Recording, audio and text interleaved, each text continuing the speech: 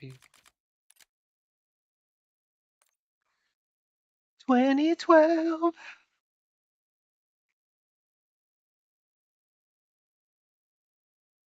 Okay, Nick. Well, oh, my bad. It's a good song. My bad. It's a good song. You're cute as fuck. Yeah, GG's. Game ain't even start yet. Oh, my bad. I thought that's what you said.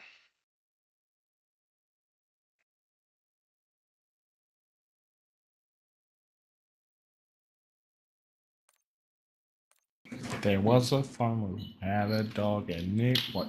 Hey, so Trump wants to take over Canada and Greenland? Like what? I fuck with it. Really? Okay, so just World War III, huh? Just blow Hey, other everything up. niggas friendly as fuck. Let's take advantage. That's not.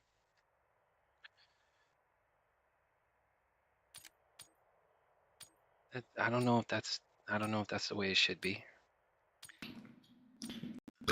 I'm in the army. I'll do that shit myself. You would? I'm pretty sure there's a couple of you guys that are down for the cause. Not just me. I'm starting it right now. And Greenland too. He wants to take Greenland. It's like, why Greenland? The lead is ours.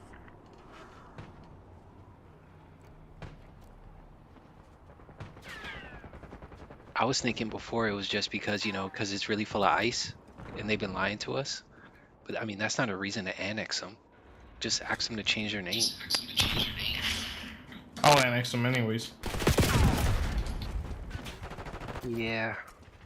I don't really like it. I kind of want Greenland to stay Greenland and Canada to stay Canada. Yep. It's pretty creepy. I'm kind of nervous I'm with these fucking next crazy 4 with years. this sniper. Oh, yeah, I like the marksmans. I like the marksman rifles. I'm going on a camo grind.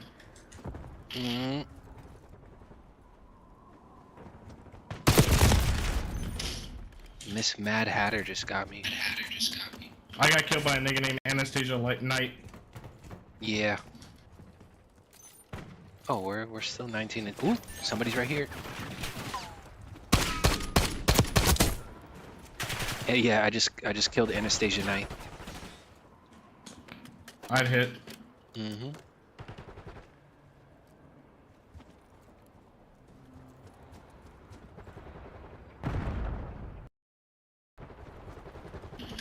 Hey, Givenchy. Marking target to get it.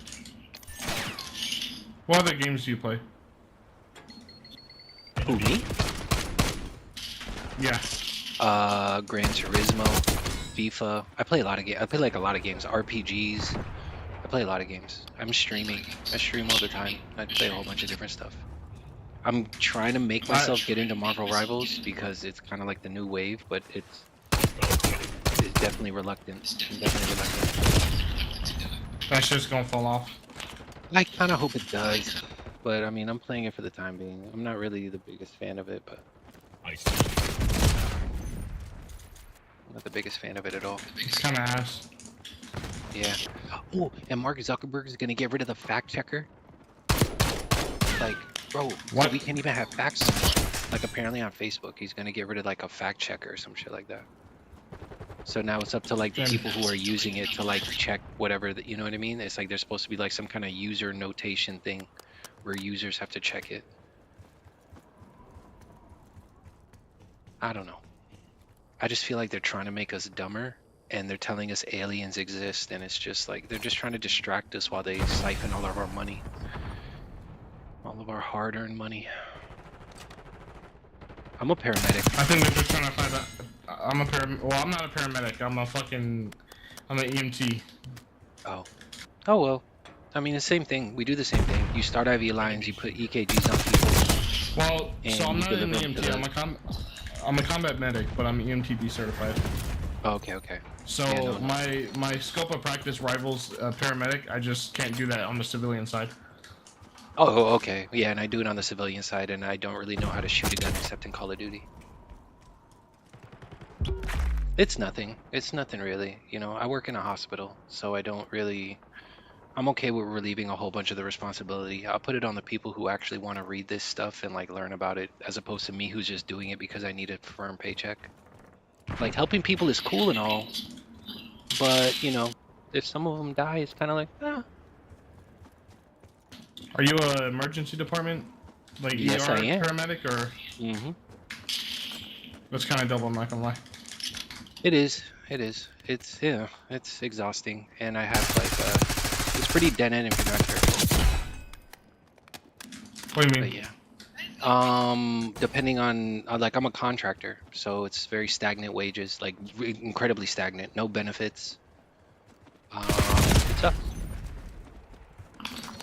I mean, some hospitals do like their own paramedics. You know what I mean? Instead of contracting Yeah, out to different companies.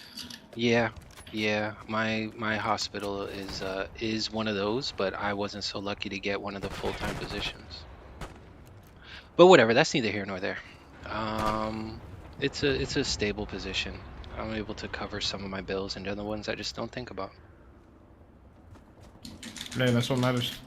You damn right. You damn right. I see. Boop, boop, boop. Headshot. Watch it. But yeah,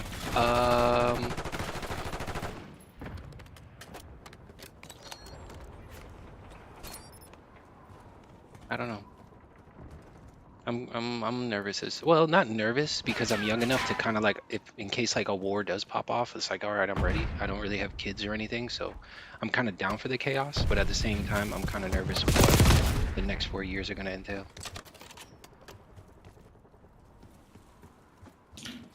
I have 2 kids and I'm still serving. I mean, They're right Yeah. with all honesty, I'm not Finish too the worried job. about much popping off because things have been in talks for years. About us taking Canada? Wait, y'all know about us wanting to take Canada? I mean, not that shit, but I'm talking about like just wars and shit. Oh. Oh, okay. I mean, yeah. Yeah. So you think the aliens, you think the aliens are there? Where? Like here? I believe it. Huh? Mission goals agreed. GG's. Dispatching team to Yeah, I don't locate know. survivors. GG's, have fun, bro. Yeah, you too. Hey, this shit. Did I pop? With the sniper one. Oh, you got first blood too. Oh, oh, you hit him in the heart. You could have fucking blew his balls off. I got like 3 more after that. Wicked. They came back, I killed 3 and then died. Nice. Oi. Ah.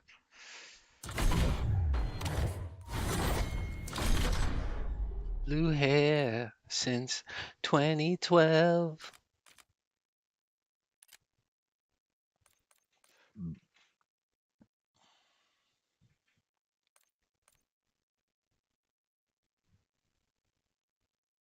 Well, he seemed like a pleasant idiot.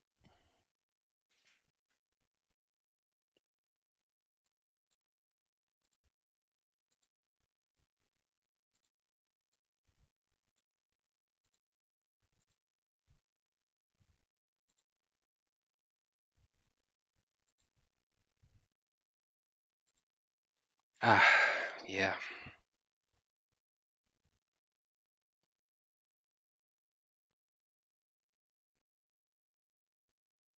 Oh, I'm here. Check this out. Hmm.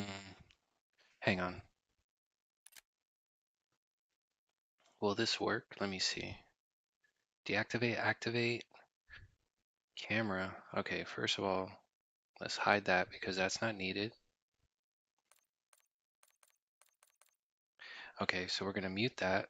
I mean, we're gonna unmute that. We're gonna mute that, right? So, no. Um,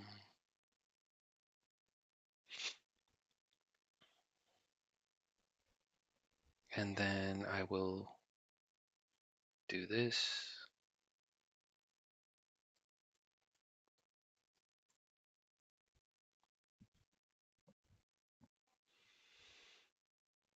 And then I will.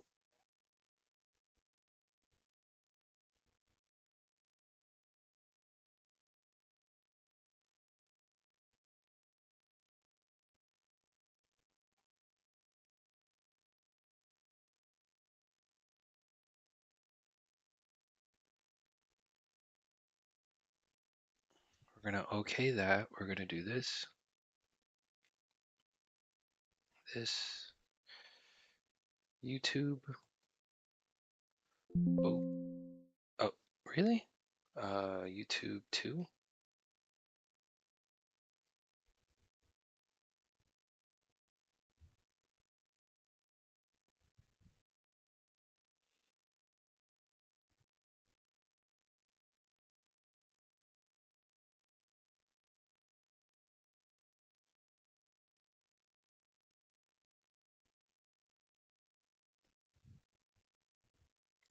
Don't really need to see him.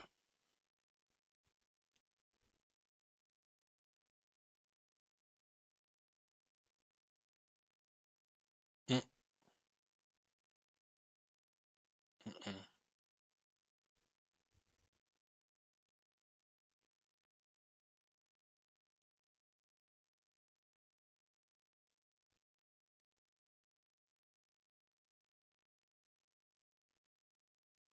Okay. Actually, I could put it. Wait, where'd it go? Order. Move to top. Where'd it go? Oh, because I minimized it. That's why.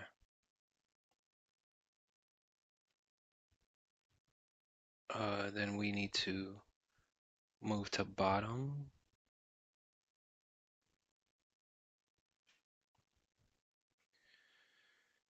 And we can, since we're not listening to music, we can close this.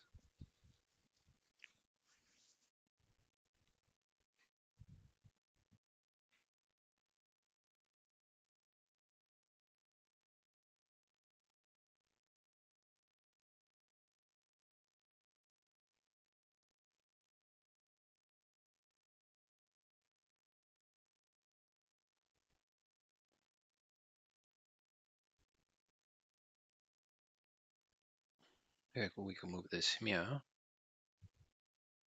Right, right.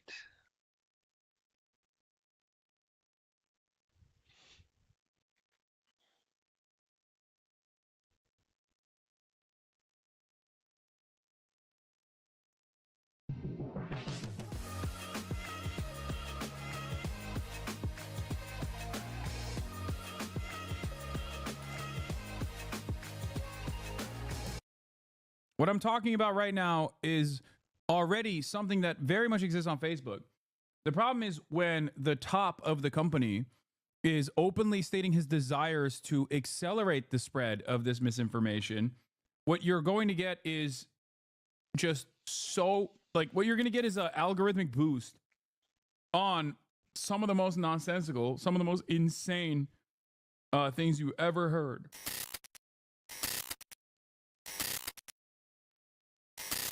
All right, we're going to turn now to the changes coming to Meta. The owner of Facebook and Instagram, founder and CEO Mark Zuckerberg, announced yesterday the social media company is getting rid of Instagram. Instead, it will rely on users to correct inaccurate and false posts. Kelly O'Grady looks at what the change means for you and what could be driving it. It's time to get back to our roots around free expression on Facebook and Instagram. The fact checkers have just been too politically biased and have destroyed more trust than they've created. Meta CEO Mark Zuckerberg announced a slew of changes. The company plans to eliminate restrictions on hot-button issues like immigration and refocus its automated moderation on illegal content.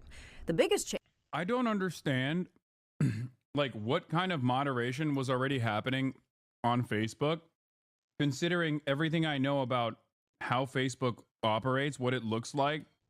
Like, it was a primary source of radicalization for many of your family members over the age of 50. So outside of severe censorship of issues that pertain to Israel, when were they actually super aggressively moderating right-wing commentary? Like, They only went aggressively after those who, you know, said things that were rather unkind about the apartheid state. That's it. So I don't know how. Maybe you said Hunter Biden. I guess they're still talking about Hunter Biden. Yeah, the most top of mind issue, Hunter Biden. Change. An end to the booking program.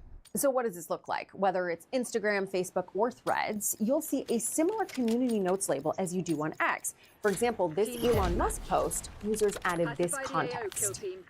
But critics warn removing fact checkers could breed misinformation. The International Fact-Checking Network, one of the third parties used by Meta, tells CBS it's unfortunate that this decision comes in the wake of extreme political pressure.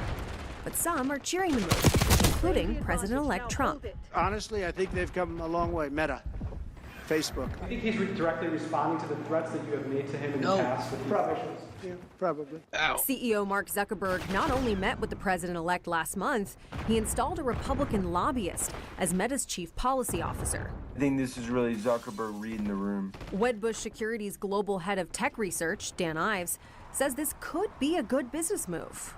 What does Meta have to gain with this change? Well, this can increase advertising. This could be a positive for Meta, positive for Instagram in terms of engagement, interaction, and then ultimately is a positive for advertising. And when you look at the biggest threat here is regulation, the Trump administration. This is a little sort of waving of the white flag with Trump coming in. And in this new Trump era, add UFC president and CEO Dana White to Meta's makeover. Zuckerberg has announced White, who is one of President-elect Trump's biggest surrogates, will be on its board of directors. And it's part of a broader shift we're seeing in the tech business community. Amazon is licensing a documentary on Melania Trump and others. Big tech titans, they're donating to the President-elect's inauguration fund. This is the business decision. That's right. More, nothing less. It definitely Nothing is. more, nothing less. That's what gets lost when it comes to these. What do you mean? All matter of business is political. These are oligarchs. They're all bending to Donald Trump and normalizing it. And no, the reality of the matter is the fact-checking operation wasn't beneficial for advertisers. I guess you could probably sell it to the advertisers that your platform didn't look like Twitter, for example. The issue, however, is that when Facebook makes this move openly, due to the interesting insular nature and the complete consolidated nature of all industries, but especially social media, other companies will follow suit. And basically, what's going to end up happening is it will normalize supercharged right-wing misinformation. If I had a conspiratorial mindset around this sort of thing, I would say that these companies are not necessarily interested in free speech at all. Well, I guess that's not a conspiracy. We know that to be true. But instead, they want one of the few areas where you have access to correct information, especially when paired up with like decent mainstream journalistic outlets, to be gutted, to be destroyed. They don't want people like myself, basically, to exist on these platforms. They want these platforms to be controlled by people who look at wildfires and say, well, it's orbs. Because a guy like myself, if I reach, or other people like me, if we reach a certain level of prominence, then obviously that could become an issue down the line. We are now officially in the age where correct information is not beneficial to those in positions of power. It's infinitely better if you constantly tell the broader audience that these issues are caused by random things. Look no further than the way that our systems are designed. I mean, look away from the way that our systems are designed. It's actually aliens, or sometimes illegal aliens. That's it. Yeah, I said this as well, but the vibes just feel like everyone's accepted Trump. The media doesn't want to challenge him. Social media is going to be all owned by suck-ups. The Democrats aren't putting up a fight like they did in 2017. It just feels like society's fully accepted Trumpism. Yeah, it's true. There is no value for the truth. There is no interest for the truth. And I think the real damaging impact of this will be that instead of advertisers fleeing from places like Twitter, if all of the social media platforms resemble Twitter and are recreated in Trump's image and the like, then advertisers will inevitably go back to Twitter and will continue funding platforms like Facebook. It'll normalize this kind of uninterrupted, unrestricted flow of right-wing mania. That is what I am ultimately fearful of. I think that's what these guys want. It's much easier to It's much easier to keep the population servile if they are all constantly worried, afraid of their own shadows and worried about whatever they think is the appropriate target to get mad at. So that is the America that we are living in for the next 4 years. Truly terrifying prospect. Not good, I must say. Not good at all. Huh.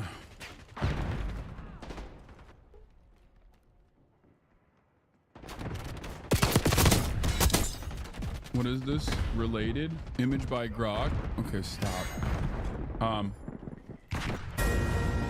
right, buckle up. We got a Fox News alert moments ago. Meta, the parent company of Facebook and Instagram, announcing they are changing their policies to focus on free speech. CEO Mark Zuckerberg saying this. We're going to get back to our roots and focus on reducing mistakes, simplifying our policies, and restoring. Your tactics aren't working. Let's be Find real. another way. Learning goes way beyond the classroom. At Florida Virtual School, there's no classroom required to crush core courses with support from teachers that really care. Earn credit from electives the way that works for you. Explore career and technical education that builds real-life skills. Excel in AP courses that give you a head start on college. And learn new languages that make other countries feel a little closer. See how online learning can change everything at flvs.net/no classroom required. We don't reward failure. Work out what went wrong and fix it.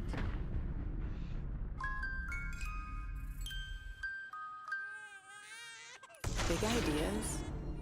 Don't. Bring free expression on our platforms. More specifically, we're going to get rid of fact checkers and replace them with community notes, similar to X, starting in the US. Wow, this is a big deal. Changes include ending its third-party fact-checking program and lifting restrictions on topics such as immigration and gender identity. Well, is there anything more important to talk about? Also, until now, Meta used automated systems to scan for violations, but found they resulted in too much censorship. So, from now on, they'll focus on tackling illegal and severe violations like terrorism, fraud, to name a few. And joining us right now to name one, a Fox and Friends exclusive, Meta's Chief Global Affairs Officer, Joel Kaplan, joins us live here on the couch. Joel, welcome. Thanks, Ben. Thanks, Steve. Great to be here on the couch on Fox and Friends. It's great to have you here. Okay, so you are announcing these big changes as of 2 minutes ago. Yeah. If you're making big changes, does that mean you were doing something wrong before? Look, this is a great opportunity for us to reset the balance in favor of free expression. As Mark says in that video, what we're doing today is we're getting back to our roots in free expression. There's a number of changes we're making, but if I could, I'd just highlight three. Yep. First is, as you heard, we're eliminating the third-party fact-checking system. Well-intentioned at the outset, but there's just been too much political bias in what they choose to fact-check and how, so we're just scrapping it entirely. What do you mean? Yeah, I wonder why there was too much political bias in fact-checking, dude. I wonder why. Also, that didn't stop these people from consistently stamping on the so-called principled free speech stance that they're now exhibiting when it comes down to anything that is like remotely pro-Palestinian sentiment being expressed on these platforms. So, you mean you? The fact checkers. You set up yours. Well, right? So the idea was they're independent fact checkers, but they've just been too biased. And so what we're going to do instead is adopt a system like X has of community notes. So we're just going to rely on our own community of users to provide people more information about what they're seeing. And we think that's going to work So great. give us an example. If the headline is Donald Trump won the presidency, then anyone in the community can write notes underneath it? Yeah, great question. So somebody can write a note, and then the way it works is different people on the platform can sort of vote on that note. And if you get people who usually disagree, who all say, yeah, that sounds right, then that note gets put on the post and people see it. X has been doing it for a while. We think it's working really well, and we're going to adopt that system. So, and what are the other ones? I know you want to go. Yeah, thank you. So the second one is about the rules that govern content on our platform. They've just become too restrictive over time about what people can say, including about those kind of sensitive topics that you mentioned that people want to discuss and debate. Immigration, trans issues, gender. We want to make it so that, bottom line, if you can say it on TV, you can say it on the floor of Congress, you certainly ought to be able to say it on Facebook and Instagram without fear of censorship. So we're changing those rules. And then the last thing, if I could, we're also going to change how we enforce the rules.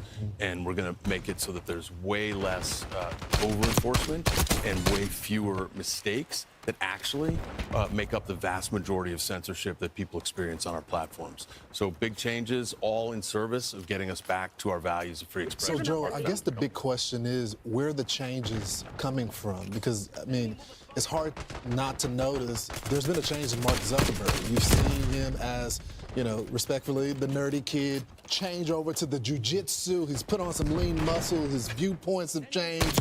His posting content, when he does speak, he's taken a meeting with Trump, taking a different stance on certain things. Are these changes coming from him or from what the public is saying?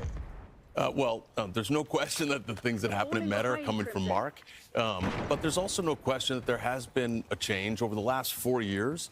We saw a lot of societal and political pressure all in the direction of more content moderation, more censorship, and we've got a real opportunity now. We've got a new administration and a new president coming in who are big defenders of free expression, and that makes a difference. One of the things we've experienced is that when you have a U.S. president and administration that's pushing for censorship, it just makes it open season for other governments around the world that don't even have the protections of the First Amendment to really put pressure on U.S. companies. We're going to work with President Trump to push back on that kind of thing around the world. So, Joel, why now? Oh, my God. I know you said it's a change, but did you feel... Oh, my God. They're going to actively undermine pre-existing hate speech legislation by American mandate to ensure that fascist commentary, overt fascist commentary, because fascist commentary still very much exists in these countries, but out and about overt ideological fascist commentary is going to thrive. Oh my God. Oh, brother. Who still uses Facebook? Billions of people around the planet still very much use Facebook.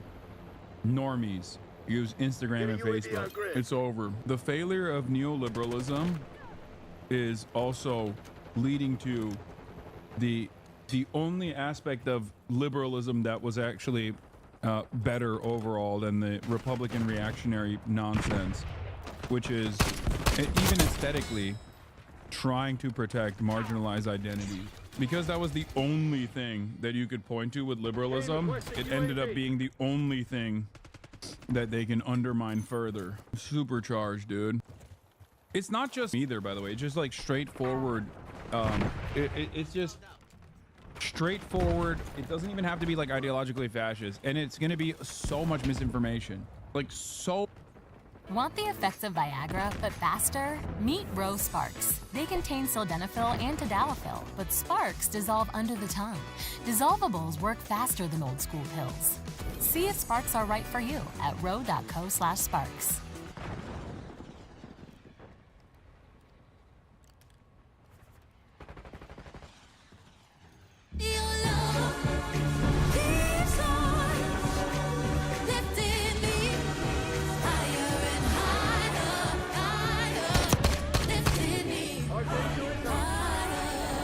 Pandora.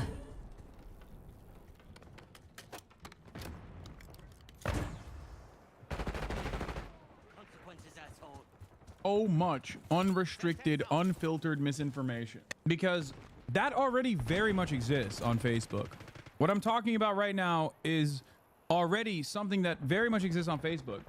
The problem is when the top of the company is openly stating his desires to accelerate the spread of this misinformation, what you're going to get is just so, like, what you're going to get is an algorithmic boost on some of the most nonsensical, some of the most insane things you ever heard.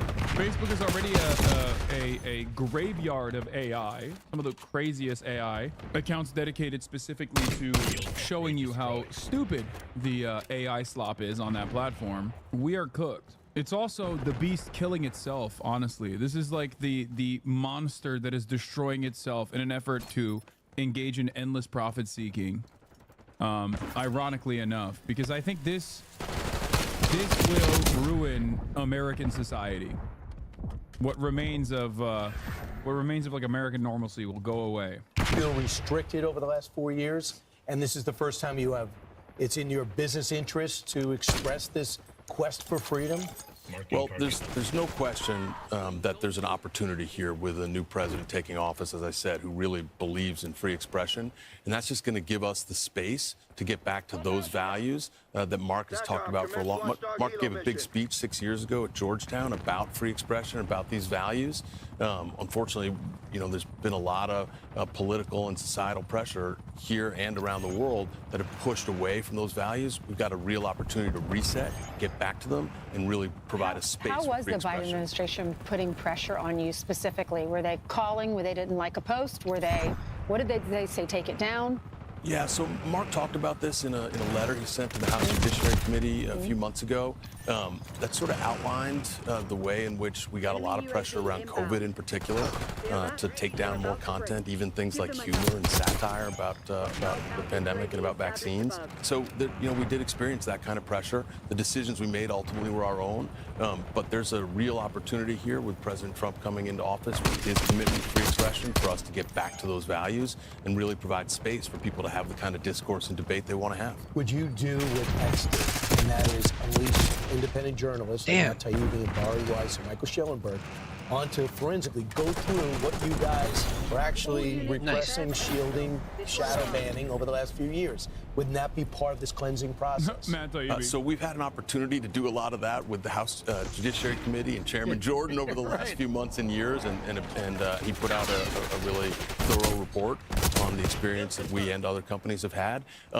Honestly, we're pretty focused on the future and the opportunity we have right now with the changes we're making today to really open up the space for debate and expression. Is the idea to get out of politics totally and focus on just the enterprise of the free market, people debating things? Or is it for Mark Zuckerberg to become like an Elon Musk and be influential as well, work with the next administration, or a little bit of both? I don't know.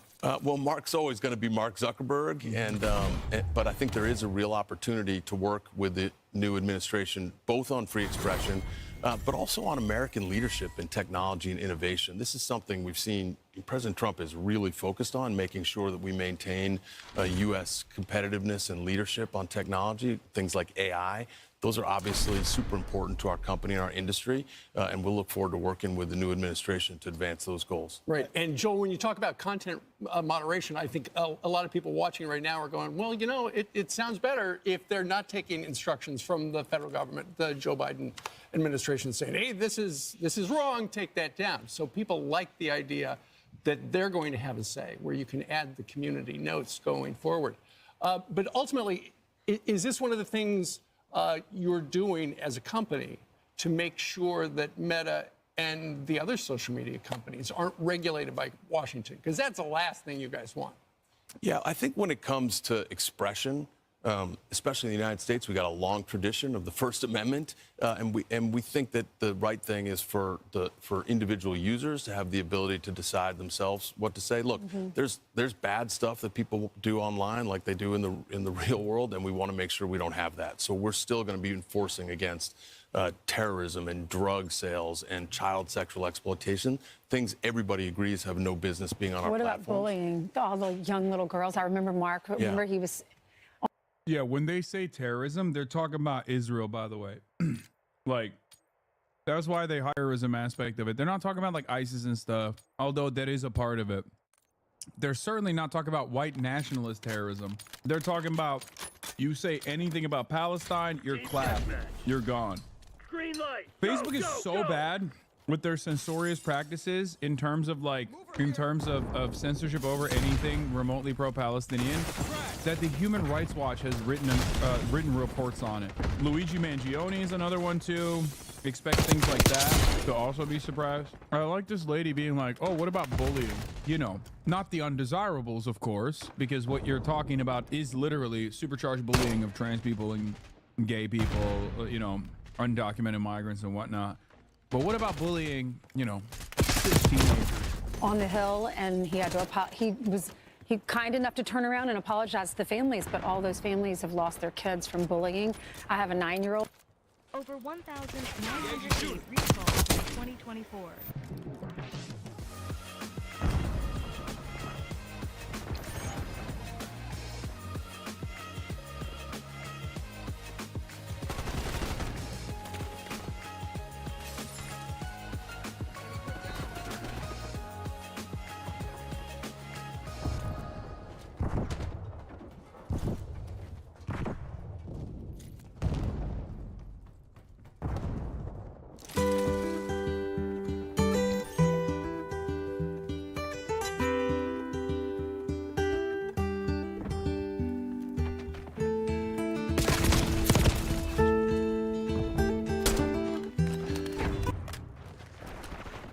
16-year-olds, I'm starting to get concerned because eventually when she's in high school or even after, she'll be faced with these situations. So what do you say to those families? Yeah, well, I'm a parent of 2 teenagers. Gosh, so, you're in it. Yeah, I'm in it. So, these are issues that I take really seriously, and that a lot of my colleagues who are also parents at Meta, and those who aren't parents take really seriously. We got to make sure that teens are protected online. We launched a few months ago a product called Teen Accounts that really puts parents in the driver's seat and makes it so that they can see what their kids can see and do online, who can contact them. We put kids in sort of built-in default settings, the most protective settings we have. And then if you're under 16, you can't change those settings on Instagram without your parents' permission. We think that's a really good innovation. It's something we're hopeful. It's an area where Congress can act. How do we do that setting? How do the parents find that setting on the phone before they give it to their child? Yeah, well, so we'll send notifications basically to the parents to let them know that this opportunity exists. And the kid can't sign up for Facebook or for Instagram without being put into a teen account, and then their parent gets a notice and says, hey, your kid's trying to sign up, and if you want to change any of the settings, you can do it here. So, Joel, what you got to do is reestablish trust. I mean, people remember the Zuckerbugs into those key areas in 2020 that were Dude, you can't be a serious journalist. This is one of the most popular news programs in the entire nation, and it has one of the hosts saying Zuckerbugs. Perhaps further evidence of our demise, of our societal regression. Deciding what state, what candidate was going to win what state. And one of the reasons you're trying to do that is, number one, making this announcement here. The other thing is changing your board to let people know, maybe by the people that you're hiring, that you asked to join, that their agenda doesn't match maybe the 2020 agenda. What have you done? Well, we made a big announcement yesterday, put 3 new board members on, great board members, including Dana White, the president and CEO of UFC. The guy's a legend, an incredible businessman, incredible entrepreneur, marketing genius. Super excited to have him, a couple other great board members with real deep business experience that we put on the board. So those are important voices. Mark is mean right hook. I mean, I'm sure you've seen it on camera. Mean right hook. I mean, he's Mr. Equal Opportunity Hands, okay? You need a guy like that. You need a guy like that. Listen, you need a guy like that in power to demonstrate said power. I know his wife has seen it. Oh, yeah. What's that?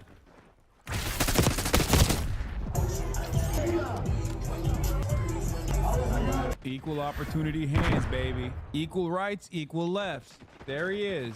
That's the guy. That's the guy you're like, oh, that's a legend right there. That's what he said. He said the words, that's a legend right there about this man. Notorious wife beater. America's totally fucked. Yeah. Yes, it is. It is, absolutely. It's cooked. It's been cooked. It's just gonna cook even further. America was already cooked. It's just getting cooked further. That's it. And in more visible ways. And in more damaging ways as well. Sometimes literally we're getting cooked. I took 2 things that I love, dancing and dogs, and I made them into a successful business. Hi, I'm Ronnie.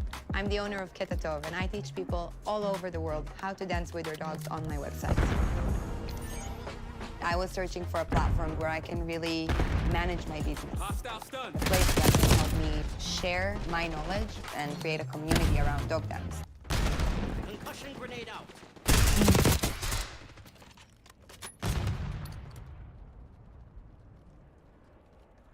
And now it's time to talk about Canada. Ladies and gentlemen, pour one out for everyone's favorite blackface enthusiast, Justin Trudeau. After nearly a decade of controlling the Commonwealth nation of Canada, Justin Trudeau's regime has come to a tumultuous end. Parliament has been paralyzed for months after what has been the longest session of a minority parliament in Canadian history. I've also had a chance to reflect and have had long talks with my family about our future. So last night over dinner, I told my kids about the decision that I'm sharing with you today.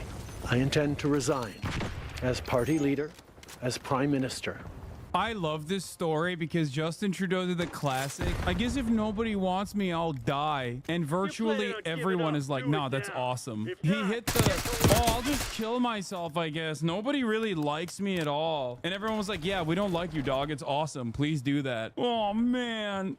Seems to me like nobody gives me the credit I deserve. I mean, it's just so, it's so bad. But also, once again, another case of liberals, you know, and their incompetency paving the way for a ridiculous conservative administration to man the ship. That's why I always laugh at people being like, yo, you guys are accelerationists. It's like, no, dude, no. The acceleration is coming from inside the house. It is the liberals that consistently claim that there is nothing more that they can do that lead the way for absolutely awful individuals. Pierre Poilievre is the greatest example of this. Now, because it's Canadian politics, like, he still comes across as a relatively softer liberal, but, you know, we'll get into it. Poilievre, whatever. Poilievre? Poilievre? I don't know how you... Pee-pee. His name is Pee-pee. We have seen Trump belittle Trudeau, right? I mean, he posted on Truth Social that he was the governor of the great state of Canada. You know, they've had a tumultuous relationship over the years, and now you have Trudeau resigning as the leader of the Liberal Party in Canada. Certainly an extraordinary move, and one that was likely not on the mindset of the Prime Minister as he traveled down just in the weeks after the election.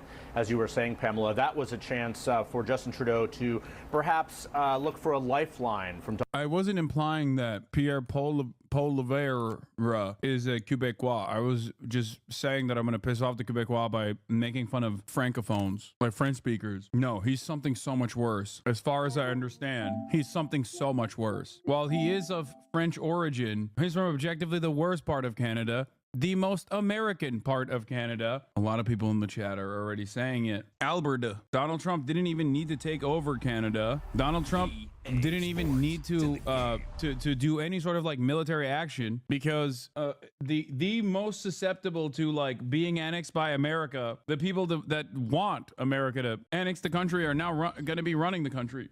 I told the kids last night at dinner, he said. Today, he told the rest of Canada. I intend to resign as party leader, as Prime Minister. 9 years ago, a political lifetime away.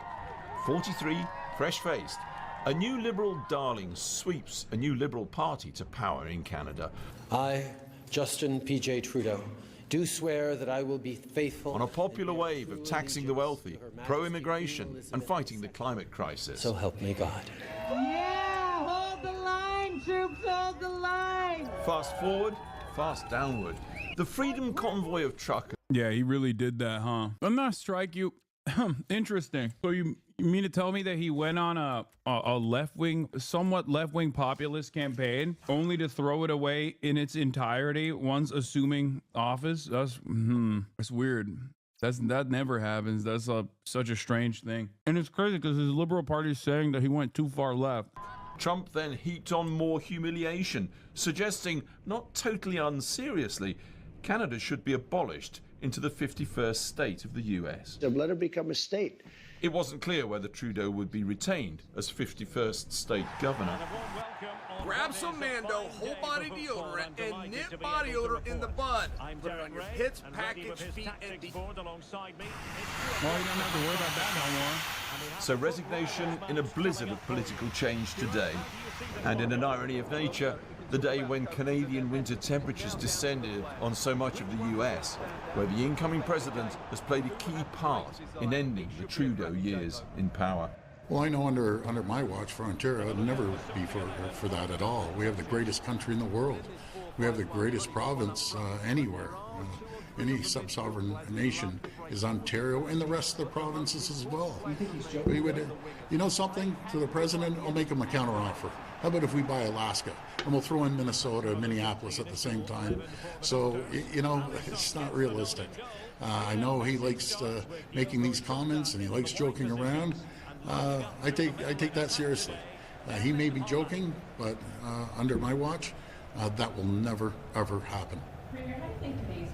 This morning, we want to bring you the reaction from the opposition leader, the conservative leader, Pierre Poilievre. What are you going to do about it, bitch? No, but like actually, what are you going to do? Like, why is annexing Canada wrong? Come on, guys. Okay, I've joked too much about this. I feel like now it's becoming a serious situation and I can't joke about it anymore. Oh my God, I should have never joked about it to begin with. What is wrong about violating the sovereignty of our neighboring nation, one of America's closest allies? I don't know, man. Pretty much every part of that is wrong. It's immoral, it's illegal, it's completely unacceptable, and America has done it time and time again. So who knows? Is this Donald Trump's like Hitler overtakes Austria moment? Is that what it is? Is that the historical parallel here? A nation state with enough of a captive population that is on board with such an action? Some serious similarities I foresee. Yeah, right now, we mentioned a few moments ago that he did tweet, and in his words, there is no change. That is from his... No, Canada would be the Austria. Mexico would be the Poland. Then again, there is no Poland. What are you talking about? Who is the USSR in this regard? China? Who are we fighting against? Like, who's on the opposing side here? There's no real socialist counterbalance to all this fascism. We're cooked. Canadians desperate to turn the page on this dark chapter in our history might be relieved today that Justin Trudeau is finally leaving. But what has really changed? Every Liberal MP in power today and every potential Liberal leadership contender fighting for the top job helped Justin Trudeau break the country over the last 9 years. All Liberal politicians actively worked to pass into law the job-killing inflationary carbon tax, a tax that Carbon Tax Carney endorsed in his book. All supported a law quadrupling the tax over the next 5 years. All voted for or actively supported Trudeau's out-of-control spending, debt, and immigration. All passed Trudeau's housing policies that doubled the cost of homes.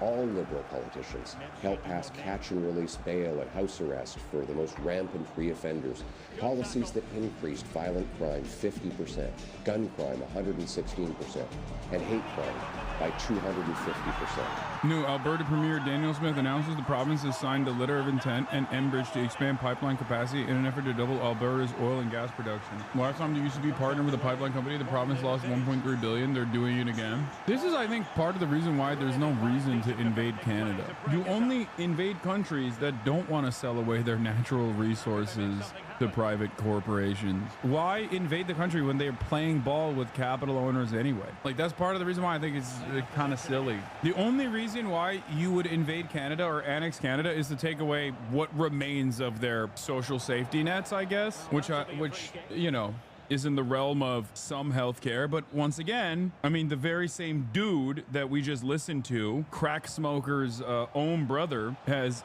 from what I understand of Canadian politics, played a pretty significant role in undermining socialized medicine in his own province anyway. So they're doing it to themselves. It's not like you need foreign intervention of any sort, you know? It is also kind of funny that this guy has the charisma of a wet noodle. Pee-pee, I mean. I would never disrespect the Fords. The Fords do have a lot of charisma. They might not, or did. One of them died. But when they were both alive, they both were maybe a little too charismatic. Banning drugs, treating addiction, and stopping gun smugglers. We'll cap spending, axe taxes, reward work, build homes, uphold family, stop crime, secure borders, rearm our forces, restore our freedom, and put Canada first. All with one mission: to bring home Canada's promise that every hardworking Canadian gets a powerful paycheck and pension that buys affordable food and homes on safe streets, where all are united for the country we know and love. Canada first, Canada last, Canada always. Let's bring it home.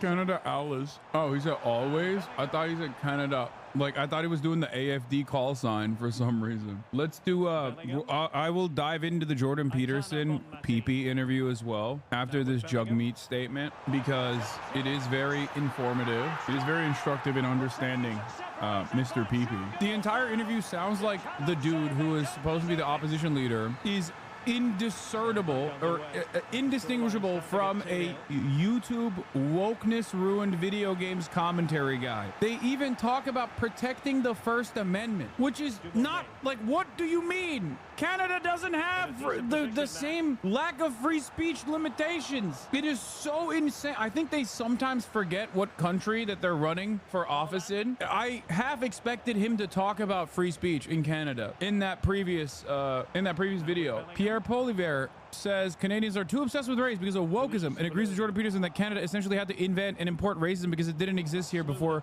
recent decades. Amazing. Justin Trudeau's Liberals have let down Canadians. They have let you down when it comes to the cost of homes. He's let you down when it comes to the cost of living. And frankly, it's not just Justin Trudeau. It's every Liberal minister, every Liberal MP who looked down their nose at you when people were saying we can't make ends meet. We are struggling with the cost of living. So it doesn't matter who the next Liberal leader is. They've let you down. They do not deserve another chance. They're more interested in themselves than the struggles of Canadians. We've got serious threats of Donald Trump and tariffs that put in question hundreds and thousands of Canadian jobs. And instead of focusing on you and protecting your jobs, they're worried about themselves. And we have another serious threat to the middle class in Canada, and that is Pierre Poilievre and the Conservatives. Pierre Poilievre and the Conservatives. This is Jagmeet Singh, friend of the show, leader of the NDP. They are the quote-unquote Social Democratic Party that is a part of the governing coalition alongside the Liberals. Unfortunately, however, the amount of concessions that they have given rather than extract from the Liberals in an effort to be a part of the governing coalition has created a lot of mass unpopularity for the NDP as well. And therefore, I don't know what it will look like for them in this upcoming election. It seems like a competent Social Democratic Party would be able to take advantage of these circumstances in front of them, with the Liberals falling apart, with the rest of the nation not exactly being excited at the prospect of culture warrior adjacent American style right-wing commentary coming from the Conservatives. But unfortunately they are not. Obviously I much prefer them over anybody else, but I'm just giving it to you how it is. Like, normally the way these things work, you're supposed to have a left-wing movement rise to the occasion to show that, like, no, we've played ball for the longest time. Now it's time for you to give us your vote and back us, because the alternative is far too terrifying. But I don't know. Want to cut from the middle class to give to their rich CEO friends. They want to cut your pensions. They want to cut health care. They want to cut dental care, all to make the rich CEO buddies even richer. Under Pierre Poilievre of the Conservatives, they want to see CEOs get richer and richer and the middle class fall further behind. That's a serious fight in front of us, and I know what that fight's all about. I remember meeting seniors in our country who told me that they are living in pain because they can't fix their teeth. They can't get their teeth looked after. And to hear heartbreaking stories from these seniors. I remember one in particular who told me she's got to choose between eating and sleeping, because if she eats at night, she's in so much pain she can't fall asleep. And if she wants to sleep that night, she has to skip a meal, not eat dinner, go to bed hungry. I promised those seniors that I would fight like hell to make sure they could actually get their teeth looked after.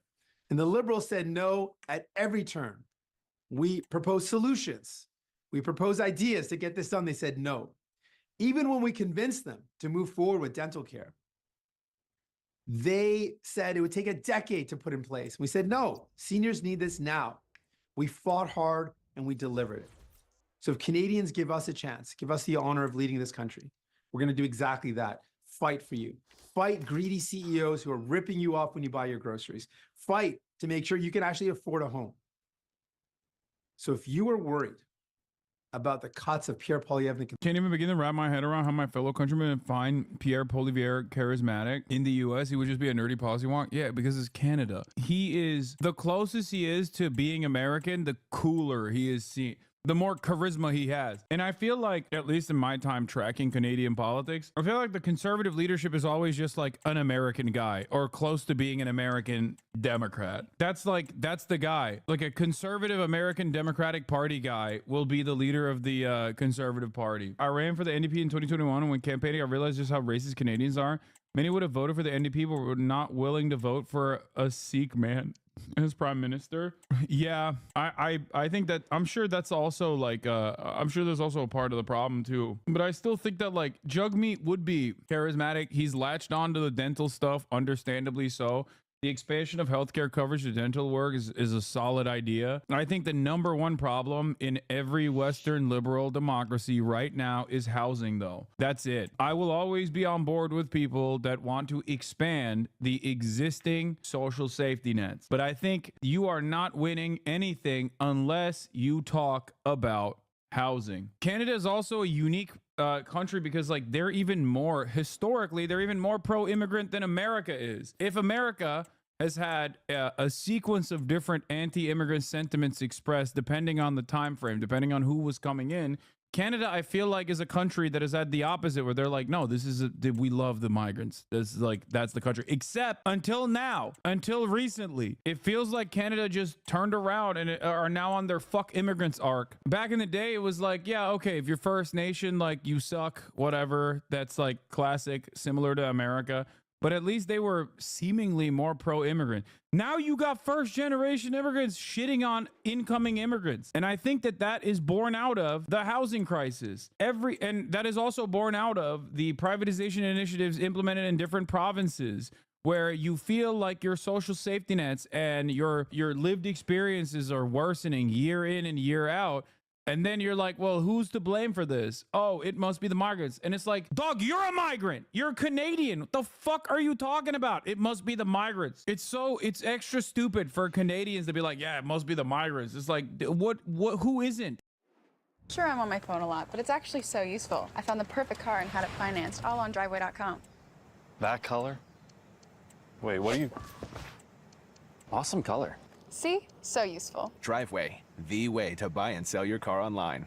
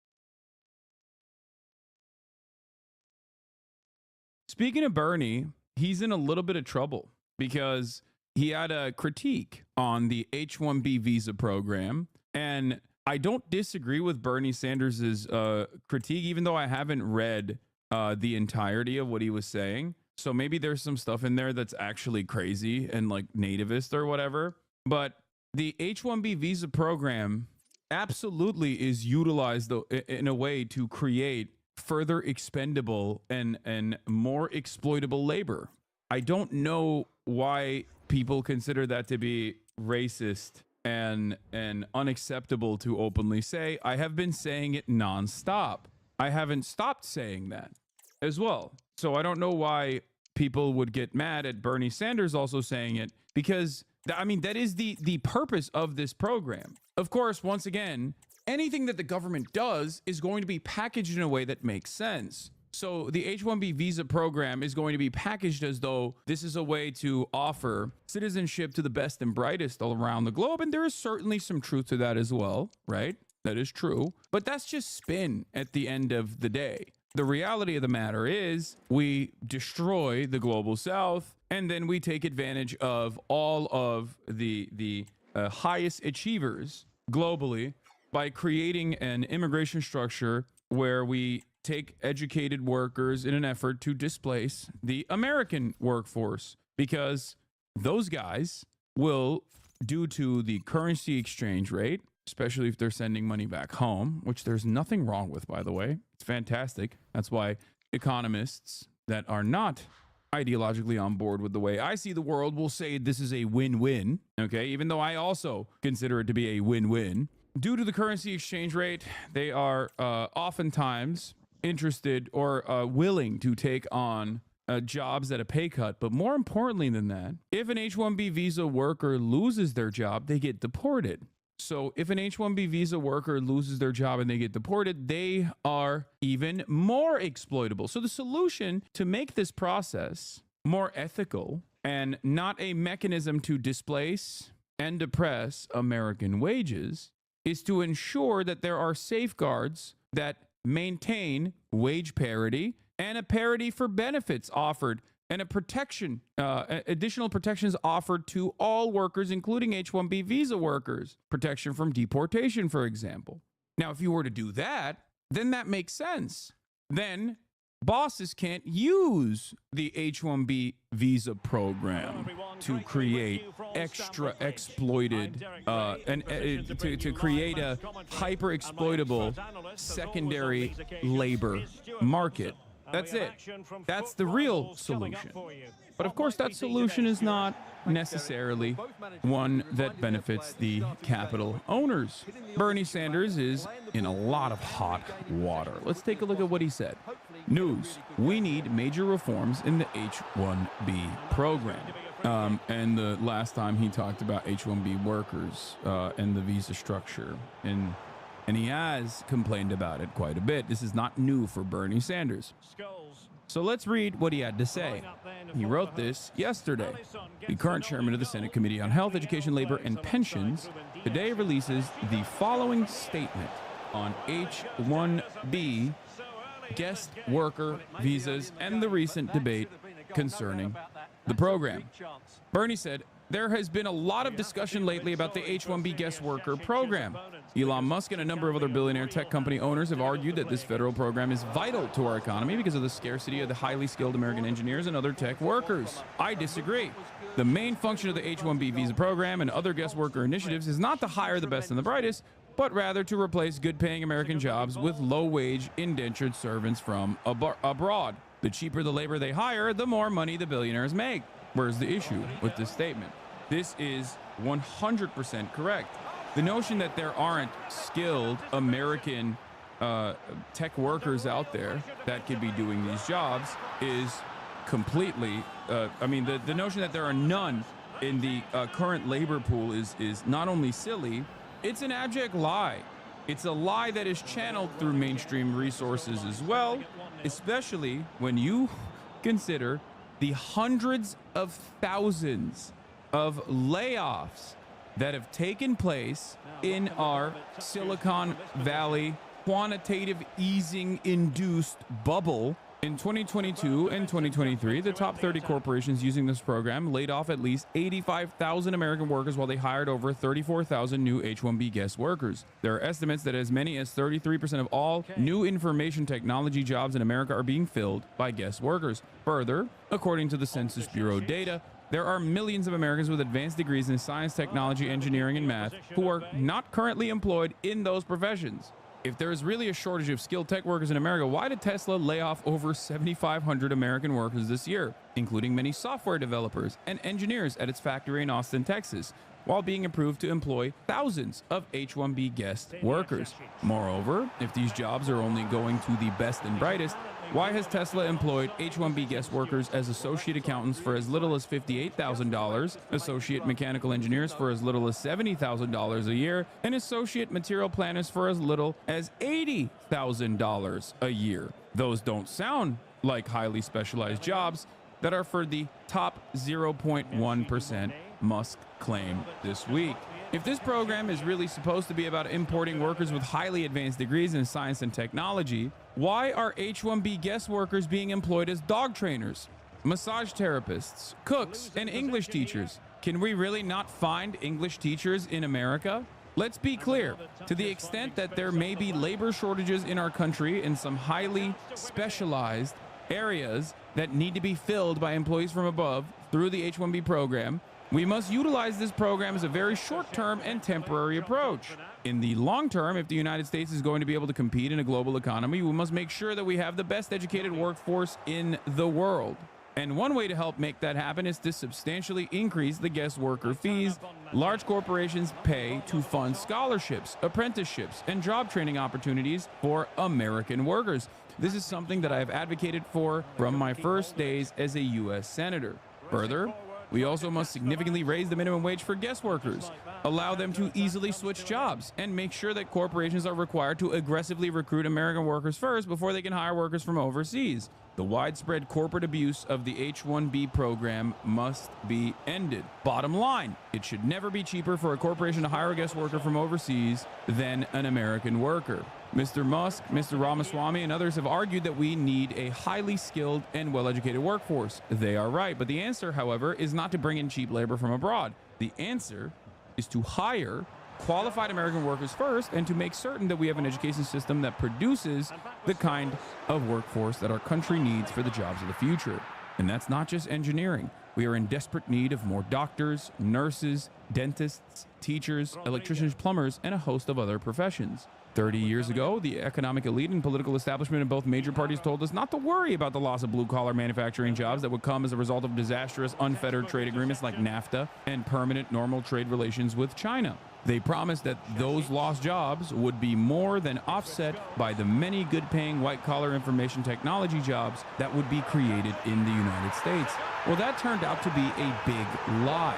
Not only have corporations exported millions of blue-collar manufacturing jobs to China, Mexico, and other low-wage countries, they are now importing hundreds of thousands of low-paid guest workers from abroad to fill the white-collar technology jobs that are available. At a time of massive income and wealth inequality, when the richest 3 people in America now own more wealth than the bottom half of our country, and when the CEOs of major corporations make almost 300 times more than their average workers, we need fundamental changes in our economic policies. We need an economy that works for all, not just the few. And one important way forward in that direction is to bring about major reforms in the H-1B program. Now, of course, what's interesting about this process is that because the H-1B worker structure benefits capital owners, both the Democratic Party and the Republicans will end up defending it. They will defend it because, not because they are, nice, or because they want immigration into the country, or because they love, the idea that America is a land of prosperity for the migrants that are coming in here, well-educated migrants that are coming in here to work these jobs. They only care because, once again, there is additional exploitation, which means that profits will go up because it means that you can depress wages further. That is the real reason. And the real reason why people can be endlessly racist to the undocumented migrants on both sides of the aisle as well is because there is always an endless well of undocumented migrants that are crossing the border to come and work at these very low-wage jobs. Now we're not talking about the H-1B visa program. Now we're talking about migration patterns. And the more people take a reactionary stance towards migration from either party, the easier it is to dominate them. And the more you dominate them, the more you dehumanize them, the easier it is to exploit them. There will never come a time where, no matter how cruel the border policies are, where people from Guatemala, people from Mexico, people from El Salvador, and many other places are not going to seek refuge in the United States of America. They will always come to the United States of America because of what we have done to their countries. We've destabilized them. Most of this argument from the right unironically stem from white nativist anti-immigrant stances. They think Indians and the Chinese are lesser than they are. They get mad that Indian workers and Chinese workers are replacing them. But they would get mad if it was Polish. Let's be real. Learning goes way beyond the classroom. At Florida Virtual School, there's no classroom required to crack Workers as well. Trust me, beyond the white supremacy, there's a real anger and resentment that people feel that they misdirect towards their fellow workers. There is no difference between a Indian worker or an Italian worker or a Polish worker and an American worker. There's no difference there at all. They have the same exact class interests. It is always the systems that are designed in a way to pit you against the Indian or Chinese H-1B visa workers, just so you understand. Megaphonic says, my read of this is that two things can be true. Bernie's right in pointing out the inherent exploitations of the existing H-1B system and providing common sense reforms to fix them, while also being wrong to make a nativist adjacent argument about it. Americans should get jobs first instead of just welcoming immigrants as Americans. It feels incongruous for him to support easing immigration restrictions while making this argument. The only part of this that comes across as like a little, I mean, if you're hypersensitive and don't believe that Bernie Sanders cares about like migrants or whatever, then you can read this part as like, oh, well, if you're hypersensitive about it, I think like there's a couple parts where he just like basically talks about like these have to be American workers first. How is Americans should get the jobs first a little nativist, bro? But I don't think it is. I don't think it is at all. Because if you understand the H-1B visa guest worker program to be created specifically to displace the American labor pool with an easier to exploit labor force that you ship from overseas, then yeah, of course you're going to say, no, you got to make sure that you hire Americans first in the United States of America. Because if you don't do that, then you arrive at another point that Bernie Sanders makes very clearly here. You arrive at NAFTA. You arrive at permanent normal trade relations with China. He's absolutely right about that. We talk about how American manufacturing was gutted and destroyed. We talk about the ghost cities in middle America, where places that relied on one corporation basically dominating the town and being its lifeline, only to leave that town and leave it desolate as a consequence. And they leave that town because they ship the manufacturing jobs overseas. And at the time, the way that this was packaged by liberals and Republicans, who are also liberal alike, was to, one, on the Republican side, this is great for our profits. This is great for our profits. This is going to do free trade. This is incredible. This is an incredible opportunity. And for the liberals, the argument was, well, we're helping these countries. Now, of course, in most circumstances, American dominance continues, and therefore, those countries are not able to take in the foreign capital and use it to their advantage. China is the one exception to the rule, and we have never forgiven them for it. If China also operated in the exact same ways as Mexico, because Mexico is so close to the United States of America, so deeply entrenched in American politics and American intervention, Mexico was not able to, due to corruption and the implementation of a narco state, was not able to distribute its funds, its foreign capital, in the same way to engage in even development and urbanization in the way that China did. China, due to being seen as a counter to the potential Soviet regime with the Sino-Soviet split and a multitude of different factors, was able to take in that foreign capital and evenly distribute it amongst its population through central planning. And like I said, if your attitude was that China will never be able to reach the, reach a competitive level and become a hegemon that will outcompete the United States of America in key sectors in a matter of 3 to 4 decades, then yeah, you're thinking, yeah, we can consistently keep dominating them and use China and the Chinese population as, slave labor overseas. The problem, however, is that due to central planning, due to a genuine interest in building the Chinese nation state, China was able to take that foreign capital and distribute it in a way that genuinely improved the lives of 1 billion Chinese people, taking 800 million Chinese people out of the throes of abject, extreme global poverty in a matter of decades. This is unconscionable, and it is completely unacceptable, and that is the reason why we are already in the throes of a second Cold War, this time against the red threat of China. The liberal take on what he said is in fact the racist take. My attitude on this has always been that there is enough wealth to go around, whether it be through the H-1B visa program, whether it be the processing and documenting of the 10 million plus undocumented migrants that work in the agricultural sector, in the construction field, and create wage parity for them so that they are not used as an endlessly replaceable, hyper-exploited second labor pool, a permanent underclass that is used against the documented U.S. labor force. That is the real solution. That is the real way to get out of this problem. But of course, that would require shrinking profit margins, and that would be unacceptable. If you really think anything Bernie said is racist, I genuinely don't think your opinions will win any elections anytime soon.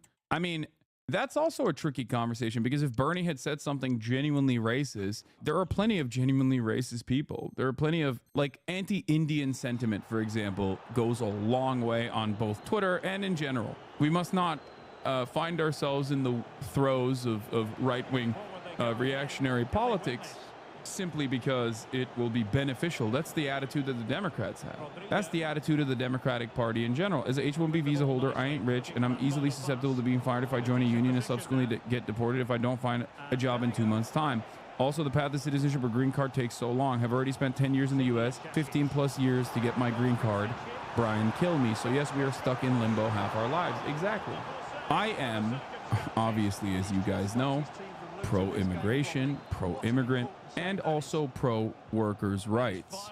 The problem is, most people cannot see beyond the neat little confines of American capitalism. So if you cannot envision a world where capital dominates, you cannot understand my advocacy. And if you cannot see past the point of capitalism, if you treat capitalism as though it is the norm, as though there is no other alternative, or the alternatives are far worse and far more deadly, far more devastating, then yes, of course, you are going to constantly look for bandage solutions. And those bandage solutions are going to always be right-wing reactionary. If you cannot envision a world where the American criminal justice system is dramatically changed, where we focus on rehabilitation rather than incarceration, where we try to solve the underlying material inequalities where crime manifests, then yeah, you're going to be like, crime is out of control, we have to do something about it. You're going to have the shaky Gurga, Uncle Jenk attitude on crime. You're going to say, there's crime everywhere, we got to deal with it, we got to deal with it. How do we deal with it? Well, more apprehension, more detention, more draconian measures, please. I look to the past 200 plus years of American history and American attitudes towards crime and punishment, and I see an abject failure of that kind of attitude. America has some of the worst crime and punishment systems on the planet. One of the worst, one of the most inhumane structures for criminal punishment. Sure, we like to think highly of ourselves and say, well, at least we're not caning people like they do in Singapore or Malaysia. We don't have corporal punishment, but we still torture overwhelming majority of criminals under our criminal justice system. We punish them excessively. We don't hang people. We don't shoot them. We're not barbaric. We don't decapitate them. We don't behead them. That is barbaric. We simply find other alternative methods of execution. Well, it's still capital punishment at the end of the day, a practice that has been banned in many other comparable OECD nations. Not to mention that the U.S. is responsible for a lot of the third world violence, both directly and indirectly. Absolutely. I think the irony also revolves around, and we're going to go back to, a different time where, well, lo and behold, Bernie Sanders still is warning about H-1B foreign workers replacing American labor. Let's take a look. Corporations whose main argument is, we just can't find Americans to do this work, and we just need to go all over the world to bring people in. If you listen to them, they will tell you two things. First, in terms of low-skilled jobs, they say they need foreign workers to do the jobs that Americans just won't do. And then, Madam President, this is what really gets me.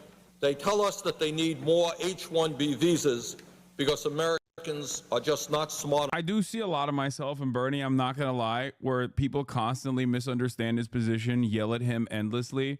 and act like he's brand new, act like he's behaving brand new, and then you go back in time, no matter how far back you go in time, he literally is saying the same exact things.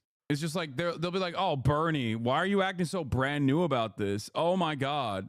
And it's ironic. Like, I can't in good conscience understand how so many liberals are chirping at Bernie Sanders over the H-1B visa take, claiming that this is racism, claiming that this is white nationalism, when those very same liberals, not that long ago, before the election, were hyping up Donald Trump's border bill that Joe Brandon was pushing. So which is it? It makes no sense.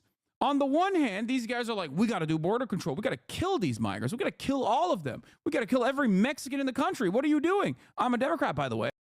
But then simultaneously, they're like, wait, what? You mean that in a sector where there is unimaginable layoffs, these guys still have room for H-1B visa workers? Because it kind of feels like it's used as a mechanism to displace the existing American labor force and bring in, without any sort of wage parity initiatives, create a structure where you are basically taking advantage of a labor force, an educated labor force that's coming from overseas, from countries that we have dominated for years and kept poor for the most part.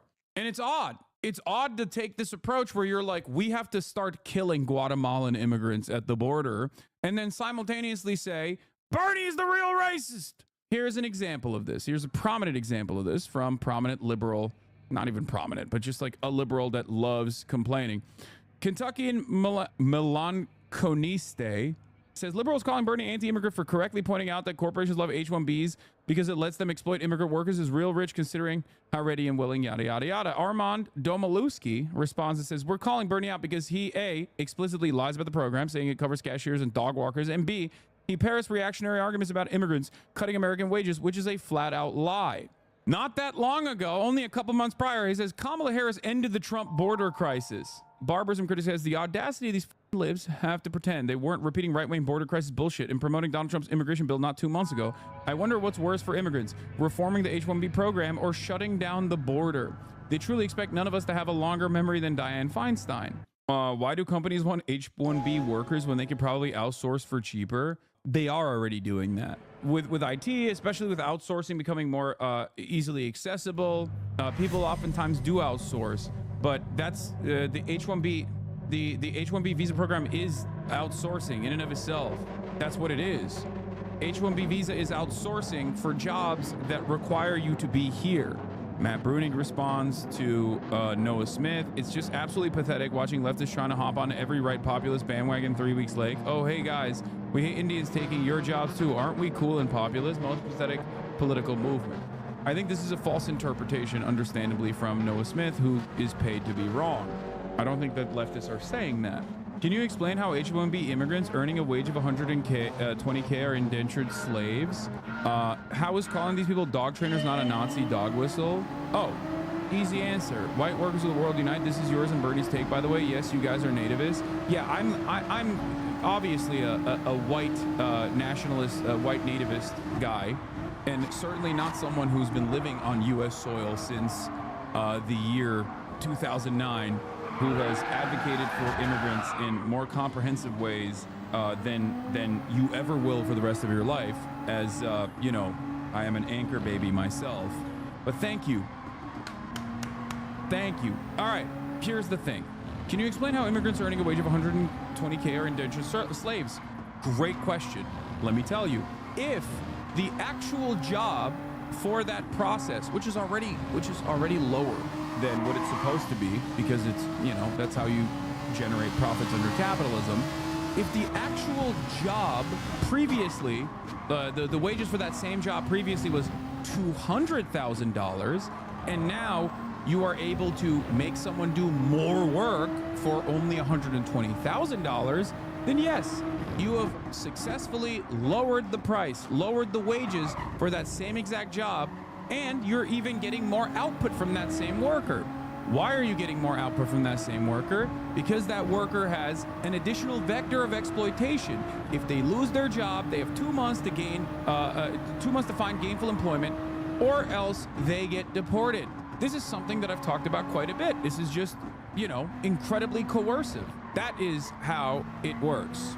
Because if you lose your job as one of the many H-1B visa workers that are currently working on U.S. soil, like many of my chatters, including the one that just talked about their experience, correctly told you, it takes 10 to 15 years minimum to even get a green card through the H-1B process. That's number one. Number two, when you don't have a green card, when you don't have permanent residency, when you don't have you know, a pathway to citizenship, you are easier to exploit. That's how it is. I agree with you and Bernie a lot, but was it really hard for him to put a footnote in his take like P.S. racism against brown people bad is that he compared them to dog trainers?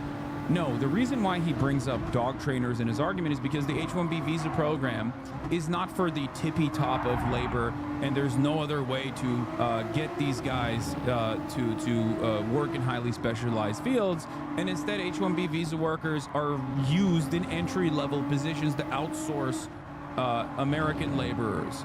That's it, and that's correct. That's not correct, though. There are no H-1B visas for dog trainers. I like that Bernie Sanders gives a comprehensive breakdown of how exploitative the H-1B visa program is, and liberals laser in on something that they can potentially use to undermine the broader analysis by saying that this guy who has dedicated his life to, you know, social justice, civil liberties, and the like is actually secretly racist. This 900-year-old Jewish man is actually secretly a racist guy in hiding, and it came out now. He's actually racist, and he's using left populism to finally get his true white nativist agenda across. Yeah, I don't think Elon Musk should be allowed to hire H-1B analysts, accountants, or engineers from overseas at Tesla who are paid as little as $52,000 and can have their visa taken away from them by their boss if they complain about unfair or illegal working conditions. That is the point. That is how it works. Eric Levitt says, I don't think that getting paid a six-figure salary to work for a company that you can leave for a different company, so long as the latter also agrees to sponsor a visa, is much like being an indentured servant. But it absolutely is. You can point to how much the median yearly income of people approved to work on U.S. and an H-1B visa is all day, every day. You can do that all day, every day. But if the actual median yearly income for the people that are being displaced was significantly higher than that, and also on top of that, these guys literally have to rely on this job to stay in the United States of America, then it doesn't matter. It is exploitative, and that's the reason why people are doing it. Because the inverse of this is so funny to me. Do we think that Elon Musk and all of these mega corporations are actually, you know, in the ways that these Nazis see the world, trying to make America more brown or something, like actively? Is that what we think is going on? For good reasons, by the way. Like, because diversity is a good thing, right? I believe that. I'm a product of that. Is that what it is? Do we really think Tesla's like, no, we just really love diversity, and that's why we're doing this?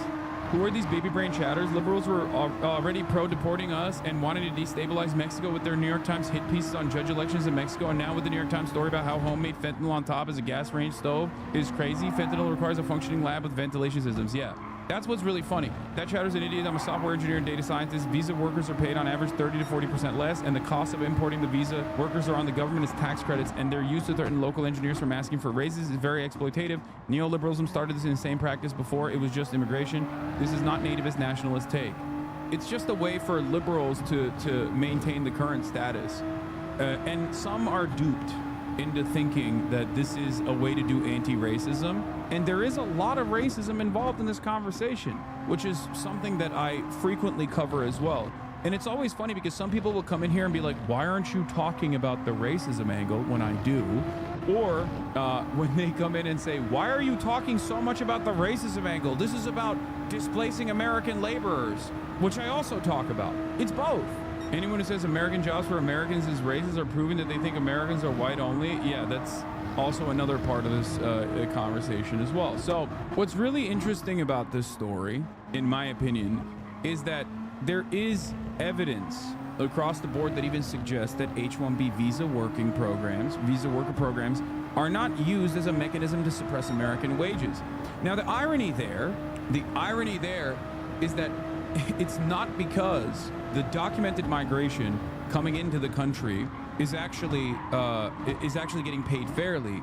The argument is that American workers themselves also have so many vectors of pressure that also make themselves endlessly exploitable. That is the real reason. And even then, it still obviously is cheaper across the board.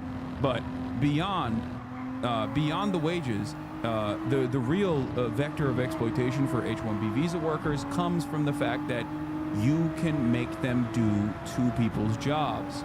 You can lay off half of your workforce and replace it with a much smaller number of H-1B workers. Is it because they are simply harder workers? No one across the board is a harder worker than the other worker. It's just that they have more incentive to want to stay in the country, so they are easier to exploit. Though sometimes it doesn't even bear itself out in wages. The difference in wages, I mean. So say clearly to your chat that there's no depression of wages tethered to immigration because that's what they're claiming and it's nativist. No, there is a depression of wages tethered to immigration. What are you talking about? How many times have I talked about undocumented migrants in this broadcast, even outside of the H-1B program? What do you think an endless sea of undocumented migration does to American wages? It is specifically the point. The reason why these are not documented laborers, and even if they were documented laborers like the H-1B visa program, that would still end up creating some level of wage depression. It's just that even that's not enough for the American capital holders. They want it to be even more, which is why they have to stay undocumented. Therefore, if they ever complain, they can be deported. They have no legal recourse. They have no protection. That's the whole point. That is deliberate. That is the deliberate design of American migration. That is the reason why it is structured in the way that it is. And the same principle goes for legal immigration as well. Fewer immigrants mean more jobs. Wait, what? No, When the federal government banned the use of farm workers in Mexico, California's tomato growers did not enlist Americans to harvest the fragile crop. They replaced the lost orders with tomato picking machines. The Trump administration on Wednesday embraced a proposal to sharply reduce legal immigration, which is said that it would preserve jobs and lead to higher wages. Wait, I think one thing that you're misunderstanding is, number one, I am not in agreement with Donald Trump. I am not anti-immigration. I'm pro-immigration. Me I'm too. pro-processing migrants. Me you too. Are GG. Yep. Oh my God, I'm losing my mind. The solution to the constant flow of migration depressing wages is not to stop it dead in its tracks. It's never going to happen regardless, and capital owners know that already, and that's why they rely on the endless white nativist sentiment. The solution is to document them, process them, and allow them to engage in the process of sectoral bargaining through unions, and therefore everyone's wages go up. There's enough wealth and enough money in this country that you can seize from the hands of capital owners. That is the entire point of this. It's so funny because this is probably something that I've argued for a million times over, and it seems like a lot of people have just sat in this chat and not listened to what I was saying when I was talking about this exact same structure. But economists say the tomato story and a host of related evidence show that there is no clear connection between less immigration and more jobs for Americans. Rather, the prevailing view among economists is that immigration increases economic growth, improving the lives of the immigrants and the lives of the people who are already here. This is the one area where I do agree with the economists. Okay? Immigration is a win-win, except immigration, if done correctly, if done in an ethical manner, would be a win-win. You get migrant workers that come into the United States and immediately get a pay raise in comparison to the wages that they would have gotten in their home nations. That way they can send money back home. That's number one. And number two, it improves the material conditions in their host nations, and it improves the conditions in the United States of America if there is a necessity so sorry. for. That whole race was we don't missed have a because finite I labor have pool, something right? up. We don't have a lump of labor. That is a fallacy. There is.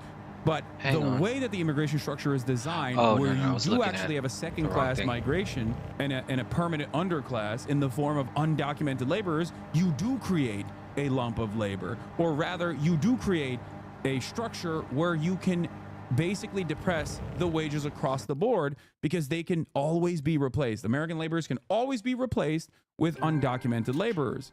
Honestly, one of your most salient points you ever made, at least for me, is when you said you deal with undocumented immigration by improving the living standards of said country or make immigration so brutal that it's pretty much a death sentence or a slavery sentence if we did not reform immigration. Yes, there's only two ways out of this. It's not even like a correlation does not mean causation type situation. Like, you can see it. You make the economy scream in Venezuela in the way that the Trump administration did through a rigid sanctions regime. And then lo and behold, what do you get? More Venezuelan migrants coming into the United States of America, seeking asylum, understandably so. That's it. There is a direct line right there. And it happened not that long ago. We saw it. We experienced it. Chowder's making a basic mistake in former logic. Exploited immigrants do cause suppressed wages, but reporting them does not necessarily raise wages. It's not nativist or contradictory to recognize that. Yes. The only issue here is that the thing I advocate for ends up being infinitely better for every single American worker and all the migrant workers as well. It improves their living conditions, but it harms capital owners. It harms their profit margins. That's it. And that's the reason why it is completely unacceptable. So you can have a conversation about the racism of this subject all day, every day. You can talk about how racist it is. And there is certainly a lot of racism at play here. If you are selling this concept to a reactionary audience, you talk about how Indians are bad and they're not America. You can't create a nation with the children of immigrants, right? Like you can't maintain your country with the children of migrants or whatever people say, which is incredibly racist, right? American dominance also comes from American diversity. There is not a single person in this country, with the exception of Native Americans, that cannot trace their lineage directly back to someone that did not belong on this continent initially. It's so stupid to say this. It's so unimaginably hypocritical to say this. Having said that, however, this is why I always recommend Aviva Chomsky's book, specifically talking about the way that like people became undocumented. Okay. She's written extensively on this. They Take Our Jobs in 2007 and 20 other myths about immigration. But the one I'm talking about is one of her latest books, Undocumented, How Immigration Became Illegal. She wrote this book in 2014. It's a great book. It basically talks about the concept of an undocumented migrant and why it exists and what it is utilized for at the behest of capital owners. That's why when people say no human being is undocumented, what are you talking about? Yeah, it sounds like squishy lib shit, but it also is true. What do you mean undocumented? What's the difference? What is the difference between someone who is an undocumented laborer and a documented laborer? There's no difference in terms of their class interests. It's not like undocumented immigrants are monolithic. They're coming from all around the planet, from so many different places, different walks of life, different ethnicities, different backgrounds, different creeds. You think they all are monolithic in their understanding where they're coming in? No, the only difference between an undocumented worker and a documented one is paperwork. That's it. And just like I've said time and time again, there's only two ways out of this. You either make the process of migration so costly, so taxing, and so incredibly cruel that you put undocumented laborers in concentration camps and you discard them as though they are not human. And that can be done through decades of dehumanization, which we are doing already. We're leaning in that. There's only two ways out of it: apprehension and detention and further exploitation, or a more ethical approach to migration and a more ethical approach to American foreign policy in general that keeps these host nations in dire circumstances, destabilized. Bernie is in practical terms advocating for a labor aristocracy with this recruit Americans first policy. That's the leftist critique. There is no depression of wages by exploiting immigrants specifically. It's a labor pool-wide phenomenon. Reserve army of labor, brother. Bernie is in practical terms advocating for a labor aristocracy with his recruit American. I love the notion that there is someone who is knowledgeable enough on Marxian thought that still thinks that one of the, that is still working at the behest of the ultimate neoliberal strategy. Bernie is in practical terms advocating for a labor aristocracy whose recruit American workers first policy is just genuinely incorrect. Just like you can't have nationalized healthcare without free college, okay? Because obviously, no one who is saddled with hundreds of thousands of dollars of debt is going to be able to go and then work with lower wages to become a, to work in like rural areas as a doctor. Okay, all of these things are interconnected. The notion that you can solve the global labor issues, like the issues that especially the global South experiences, laborers in the global South experience, you cannot solve without also changing American foreign policy. Not a neoliberal strategy. The simple solution is give all workers protections, not American workers first recruitment. Wait, what? No, that's my argument. And Bernie also mentioned that too. I've seen an incredible engineer with an H-1B get stuck in a position severely underpaid, had now years of experience than me. I was making 25K more. I was transparent about my pay and they were able to go back and get more money. They get absolutely abused by our system and it's by design. What is this? Bernie's not responding to the full claim. Dude, you think I'm gonna read this like Elon Dick Rider writing an effort post? His description on his Twitter says, make nuance cool again. Elon retweeted him. Of course he did, because Elon loves his dick riders. Bernie's not responding to the full claim. Elon and Vivek both acknowledge that the current H-1B system is broken. It needs to be fixed so it isn't abused in the way Bernie describes. Yeah, which, you know, takes Elon at his word, which I find to be a foolish endeavor. They've also said it needs to be used to recruit top engineers. These two claims are compatible. This is the second time in 2 weeks he's done this. He did the same thing when Elon helped tank the 1,500-page spending bill. It's just another form of identity politics. Instead of focusing on channeling racial hostility, it's channeling class hostility. Billionaires are evil. It's divisive. Don't fall for it. He actually did the whole, why are you coming after billionaires? Channeling class hostility? How is that a bad thing? There is not a moment where there isn't class collaboration among capital owners. They are very well aware of their class position. They have designed society in a way that benefits the capital owning class. That is what capitalism is. What a ridiculous thing to say. Of course Elon Musk retweeted this. Right-wing liberals are so funny because their politics are so indecipherable when met with class politics, where they go, oh, you're doing identity politics actually. Sir, you're doing identity politics by engaging in class. Yeah, class politics is identity politics as well, actually. After all, billionaires are an identity. Many chatters in here are simply identifying as poor, working class. If only they started identifying as billionaires, they would be able to, you know, become billionaires. That's how it works. That's the power of, that's the secret right there. All you need to do is identify as a billionaire. He did the meme.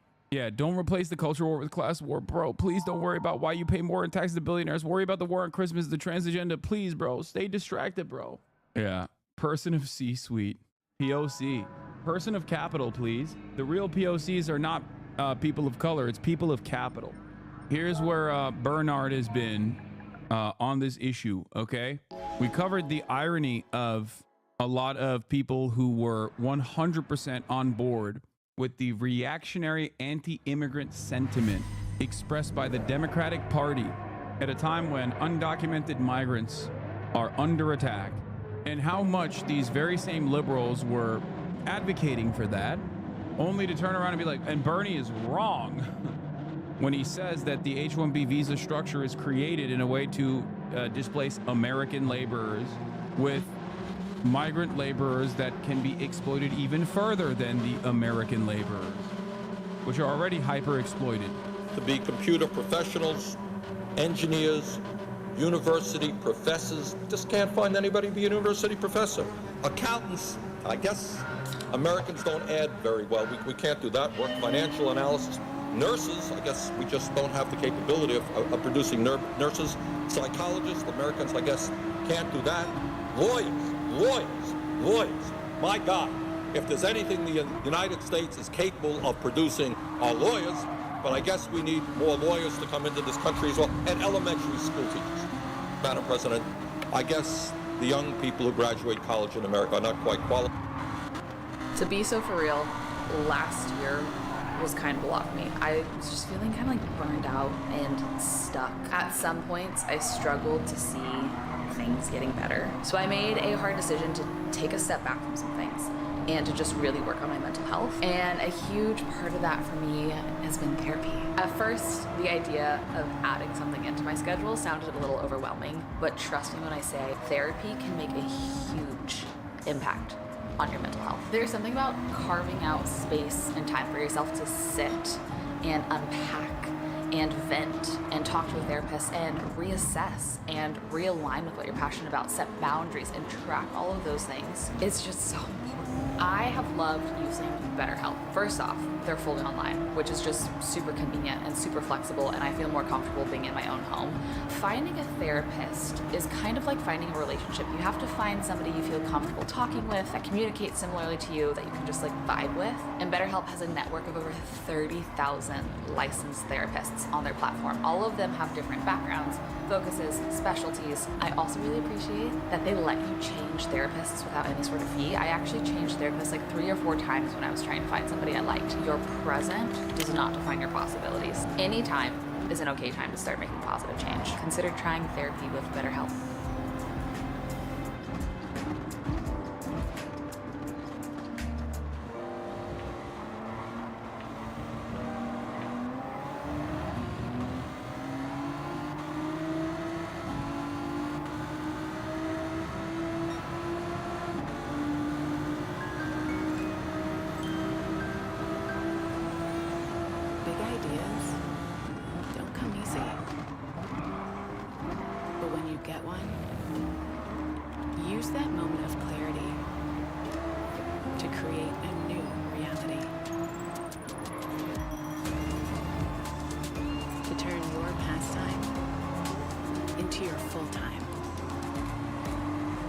Personal style into your signature brand, your homemade recipe into a household name, your daydream into your dream job, your talent into a movement. From taking the first step to seeing it all come together, you can do it yourself. Wix.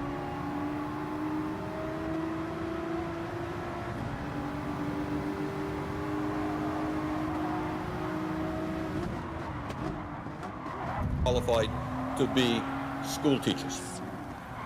Now, Madam President, if Americans won't take low-skilled jobs that pay poverty-level wages, and presumably if they're not smart enough to do high-skilled jobs, I think the question we have to ask is what kind of jobs are going to be available for the American people. We can't do low-skilled jobs, we can't do high-skilled jobs. Hey, what's there for us?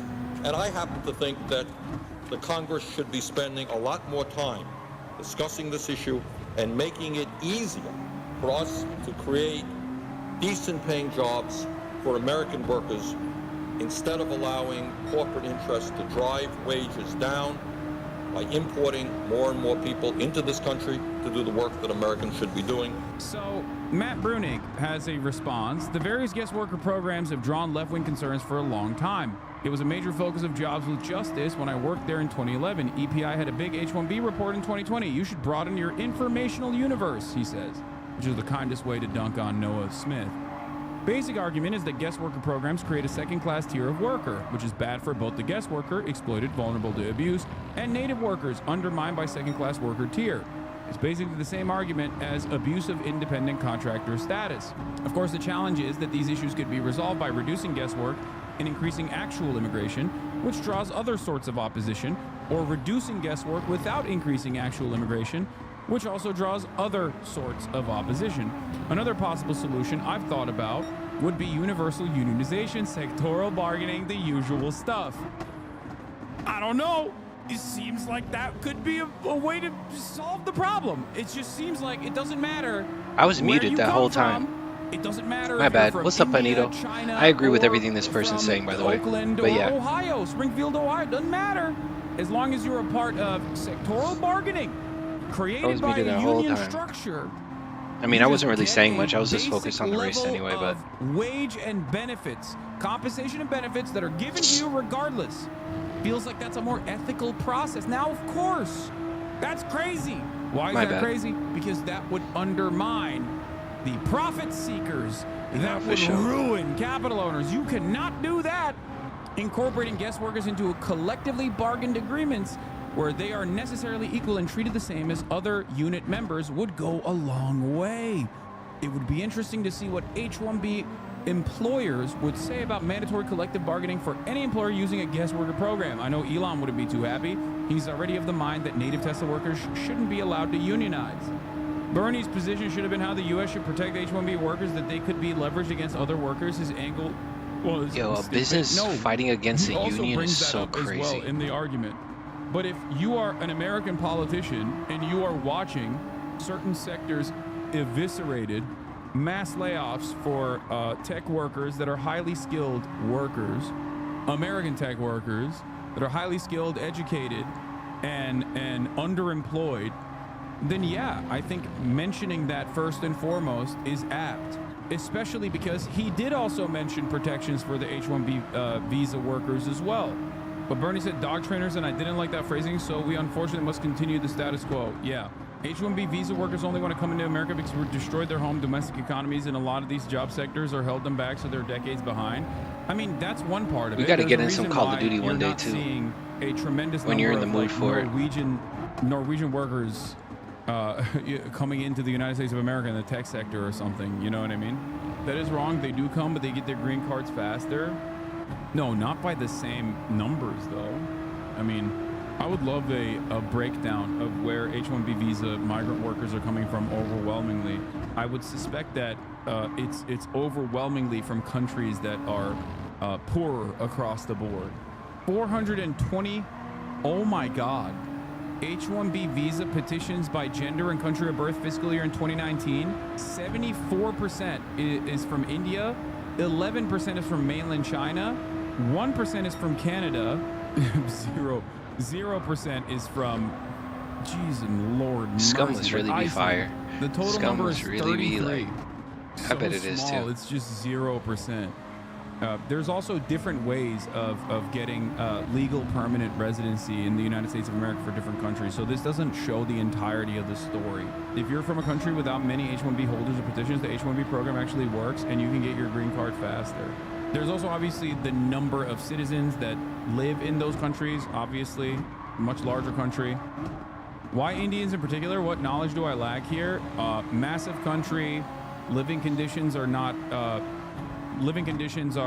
up to the same standards of the average citizen in the United States of America, and they all speak English. They learn English and speak English. Poor English-speaking country that the Western forces have dominated and kept destabilized and poor for a very long time, hyper-capitalist, and also very educated. Yeah. India is the largest English-speaking country on the planet, and also currency arbitrage. What is the percentage? What is the number of English speakers in India? The number of total English speakers in India is 228,538,090. The United States, the number is 297,400,000, at least according to Google. List of countries by English-speaking population. I don't think those numbers are completely accurate. So less than 25%. Dude, what are you talking about? It's almost the size of the number of English speakers is virtually the size of the American how many population. positions did I just America is a country where most of the citizens barely even speak English to begin with. That is a ginormous population of English speakers. Bro, the population difference, though, you are not making the point you think how you many are. positions did I really just come up? That's I crazy. am making the point I think I am. It doesn't matter what percentage of the population of India speaks English. What matters is how many English speakers exist in India. That's the point. That is the reason why it is a perfect opportunity for American corporations. If you ask me the question, like, why India, this is the answer. If you look at the list of countries by English-speaking population, total number of English speakers, Number 1 is the United States of America with a total number of English speakers being at 297 million. Number 2 is India with 228 million. Nigeria is number 3 with 125 million. How long have you had your Why PC would per now? capita matter at all in this situation? You have a country where there are 228 million people that speak English. The language barrier is a massive barrier for foreign labor. Per capita in this regard doesn't matter at all. We are not making like allocations for countries with what their percentage of English speakers are. If you combine, if you combine India and Pakistan, the number of English speakers in India and Pakistan combined is larger than the number of English speakers in the United States of America. Are you for or against it? People fixated over the country. What do you mean, for or against what? I am for migration into the United States of America. I understand that it is part of the reason why America is the country that it is. Immigration, on the other hand, cannot be used as a mechanism to further exploit both the migrant population that's coming in and also the documented labor pool that exists in the United States of America. Currently, as it stands, given that this is a capitalist nation, that the way that this works is the H-1B visa structure. Sorry, the H-1B visa structure is used as a way privileged add take. Okay, if you say add one more time, I'm going to. Your older brother or younger brother? India's data is from the 2011 census. Today, almost all of India speaks, reads, and writes English. Also, hi chat. I mean, I'm sure it's higher. I don't think it's all of India, but.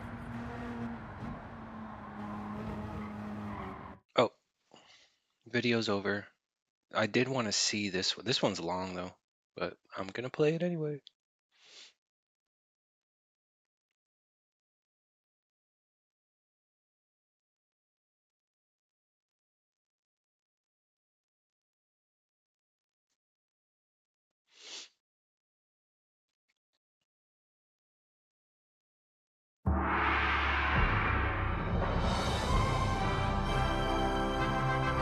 It was absolutely amazingly divine. One of the most extraordinary evenings.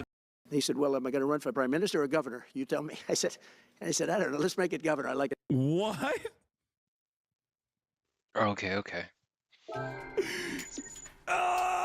He's saying get Wayne Gretzky to be the governor of Canada and Canada to be a state. God damn. Speaking of society becoming deeply unwell, here's our next president. Only 13 more days until he's officially the president. Okay. Yeah, my PC's already showing signs of deterioration. He it's really struggling an incredible press conference at Mar-a-Lago run this everything morning. I'm asking it to. And let me tell you, okay, he is. Oh boy, you are not ready. Or you're thinking like, oh, I'm ready. I've heard Trump say a bunch of crazy stuff. Let me tell you, you are not. He is, he's gearing up for some stuff, okay? You should keep a swear jar. Wait, what do you mean? Have I been cursing? I don't think I've been cursing. I've been pretty careful not to. I mean, that doesn't mean I'm never gonna curse. I am gonna curse. I'm gonna curse, but not always. Very respected gentleman. And I'm thrilled to announce today that the MAC will be investing at least $20 billion over a very short period of time, man. There's so many rules into with this the shit, bro. United States, and they may go double or even somewhat more than double that amount of money. It's a great thing, and I believe he will say that he's doing it because of the fact that he was very inspired by the election. They wouldn't do it without that election. I can tell you a lot of people wouldn't. You saw last week where we have somebody who's going to go from $100 to $200 billion. Outdated. And we have many other people, and we'll be bringing some of them out. Some of them like to do it It doesn't have a somewhat more solid-state drive. quietly, and You know, some it's a don't. really basic gaming And they feel PC. so strongly about the Laptop, country actually. that they want to let people know about it. But it's an honor to have such a great investor investing in our country. The investment will support massive new data centers across the Midwest, I'm better off saving my money and just the getting a Sun proper Belt PC area, when and the time also is right. to keep whenever America it- on the whenever it cutting happens, edge you of know? technology and artificial intelligence. He's very big into the data centers, and that's going to be a very hot item in Yeah, the coming like, years, it's- as you know, with I AI. walked into Best Buy. In particular, the and, first phase of the got an open project will box be for like in Texas, Arizona, Oklahoma, Louisiana, Ohio, Illinois, Michigan, and Indiana, those places. And Hussein, I'd love you to come up and say a few words. Thank you very much. Thank you. Thank you. Thank you, Mr. President. It's been amazing news for me and my family when he was elected in November. Hell yeah. We've been waiting 4 years to increase our investments in U.S. to very large amount of money. We are a company operating in more than 20 countries around the world. We have delivered more than 45,000 luxury it units handles what it needs to, and another but, 45,000 in the pipeline. In data center, we are in 10 countries around the world, in Asia, Europe, struggles and at Middle times East. for sure. And we're very much excited I'm using now like with how his much of my leadership PC. and his Let's open see. strategy and policy to encourage businesses to come to U.S. For the last I'm using 4 years, we've been 100% of waiting my for this CPU moment. right now. And we're planning to invest $20 billion and even more than that if the opportunity in the market allow us. But at the moment, we're planning $20 billion in data center, 82. catering for the AI and cloud 80. business for the hyperscalers. Fantastic. Thank you, Mr. 89. President. Honor. Thank you very much. So nice. 84. Is it going lower? And that man knows what he's doing. He knows. Yeah, I'm using like 80+% So of my Hussein, PC we're going right to work now with you for, and make like, sure everything goes to be smoothly. running the We have YouTube, to powers be running that my haven't really been stream. used in terms of environmental. If you It's real basic PC. invest over $1 billion in the United States, we're going to give 90. expedited reviews to everybody because everyone's afraid they're going to come in and get caught in the quagmire, which is very prevalent in the United States, unfortunately, the quagmire of environmental and various other regulations and rules. And I made it a point of telling people if you invest $1 billion or more, and we'll do this for people with far less too, but we guarantee it. We're going to move them quickly through the environmental process. Sometimes people held up 12, 13, 14, 15 years. I saw it with plants in Louisiana where I got it approved in literally a week. They were through the review in 1 week after spending 14 and a half years trying to get it, and they were going nowhere. It was a terrible thing. So I've been a victim of that myself over the years, and I think I know all the games and all the tricks that are played, and much of it is. Why is he not talking about the fog so far? He's talking about all this stuff, but like, why not the fog? What is he hiding? What is he hiding from us? Is just done to stop progress. So we're going to be helping you and everybody else that comes to the United States and wants to invest their money, that you don't get tied up for the rest of your life and you can't do anything. This commitment further underscores that many of the greatest business leaders on earth are seeing a very bright economic future for America since the election. As you know, a lot of positive things have happened. We are inheriting a difficult situation from the outgoing administration, and they're trying everything they can to make it more difficult. Inflation is continuing to rage. Can you please try to not say God's name in vain as well? The 3 most popular characteristics when choosing a holster for your everyday carry are comfort, concealment, and... Oh, that's a good one. Good one, chatter. And interest rates are far too... Yeah, okay. Let's dial it back a bit. Why don't we? Okay. For real. Let's dial it back a little bit. How about shut the fuck up? And I've been disappointed to see the Biden administration's attempt to block the reforms of the American people and that they voted for. We had a landslide election. We won every swing state. We won the popular vote by millions and millions of people. Nobody even knows how many people. Millions. And nobody even knows how many people we won the popular vote by. It's such a high number that scientists are still trying to figure it out. Nobody knows, though. They're still counting in some areas. You know, they're still counting the vote in some areas. Can you believe this? What a place. A horrible place. One of the things we're going to do is we've got to fix the election so that we get honest counts, so they get done by 10 o'clock in the evening or something thereabouts. There are places where they're still counting votes. President Biden's actions yesterday. He's going to fix it. There's no need to count it ever again. That's why I laugh when people are like, Well, since Trump is going to be a lame duck president because he's a one-term president, and I'm always thinking to myself, are you sure about that? I thought we weren't going to have a need for elections any longer. You know what I'm saying? Like, it's a one and done type situation. It's a one-up. You know, we did it. I voted, as we all did, for Donald Trump, as I told you to do so by consistently playing Yo voy a votar por Donald Trump, and we all voted por Donald Trump, and now that's it, one and done. It's king time now. Yeah. America must restore the monarchy. Offshore drilling, banning. Bro, you're so libbed up right now. What? Yeah, I am. I'm so libbed up, I've decided I'm voting for Donald Trump. That's the maximalist liberal position, is like... Offshore drilling will not stand. I will reverse it immediately. It will be done immediately. And we will drill, baby, drill. We'll be drilling in a lot of other locations, and the energy costs are going to come way down. They'll be brought down to a very low level, and that's going to bring everything else down. That's what caused it to go up, along with the ridiculous spending on the Green New scam, all this money, trillions. Yeah. It was crazy when we did the Green New scam. It was crazy. Remember when we did the Green New scam, dude? And hamburger was made illegal? Nandre was right. Yeah, never mind. This guy's anti-Semitic as hell. Told me he voted for Trump because he made his house cheaper. Disappointed in you, Hassan Lahan. Oh, it's drink regular soda, man. Just because of the sparkling water rant. It's like throwing it right out the window what they're doing.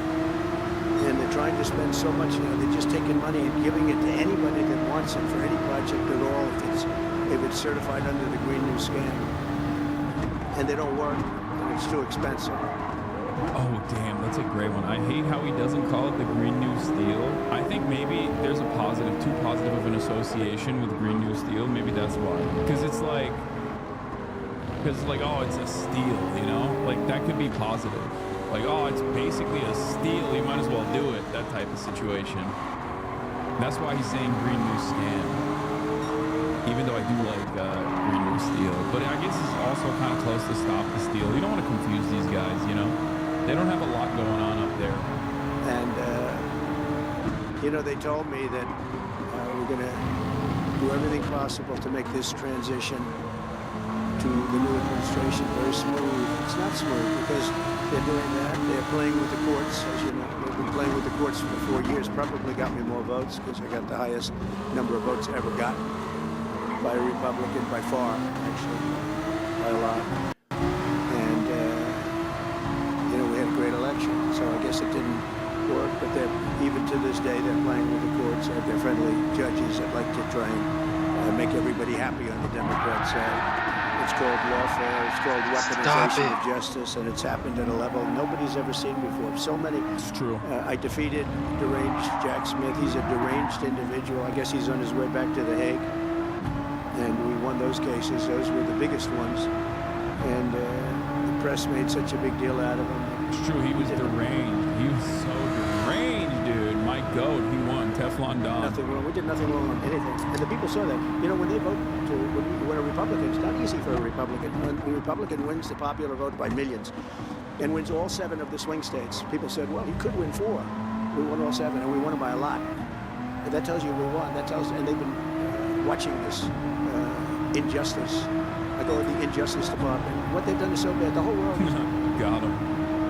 I thought this was a press conference. Did you guys forget how Trump press conferences work? He just rambles on. Sorry. Question started 31:10. At 23:58, he says he will change the name of Gulf of Mexico.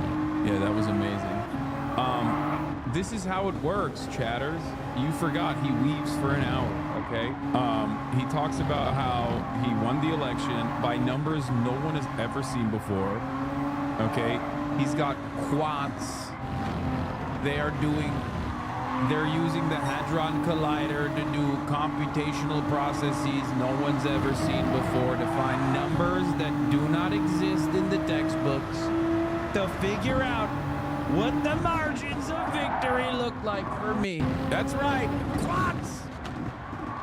We're using AI to try to figure out the tremendous victory they still haven't been able to count. It's so tremendous. And it took work, but it got me a lot of votes because when explained, we have a judge in New York who's a very crooked judge. I'm under a gag order. I can't even talk about aspects of the case that are the most vital aspects. I'm under a gag. Do you know that I'm the president-elect of the United States of America? I'm a former, very successful president. We had the greatest economy in the history of our country. We had borders that were sealed and beautiful. We had everything was good. We had no wars. We defeated ISIS. We had no wars. Now I'm going into a world that's burning with Russia and Ukraine, with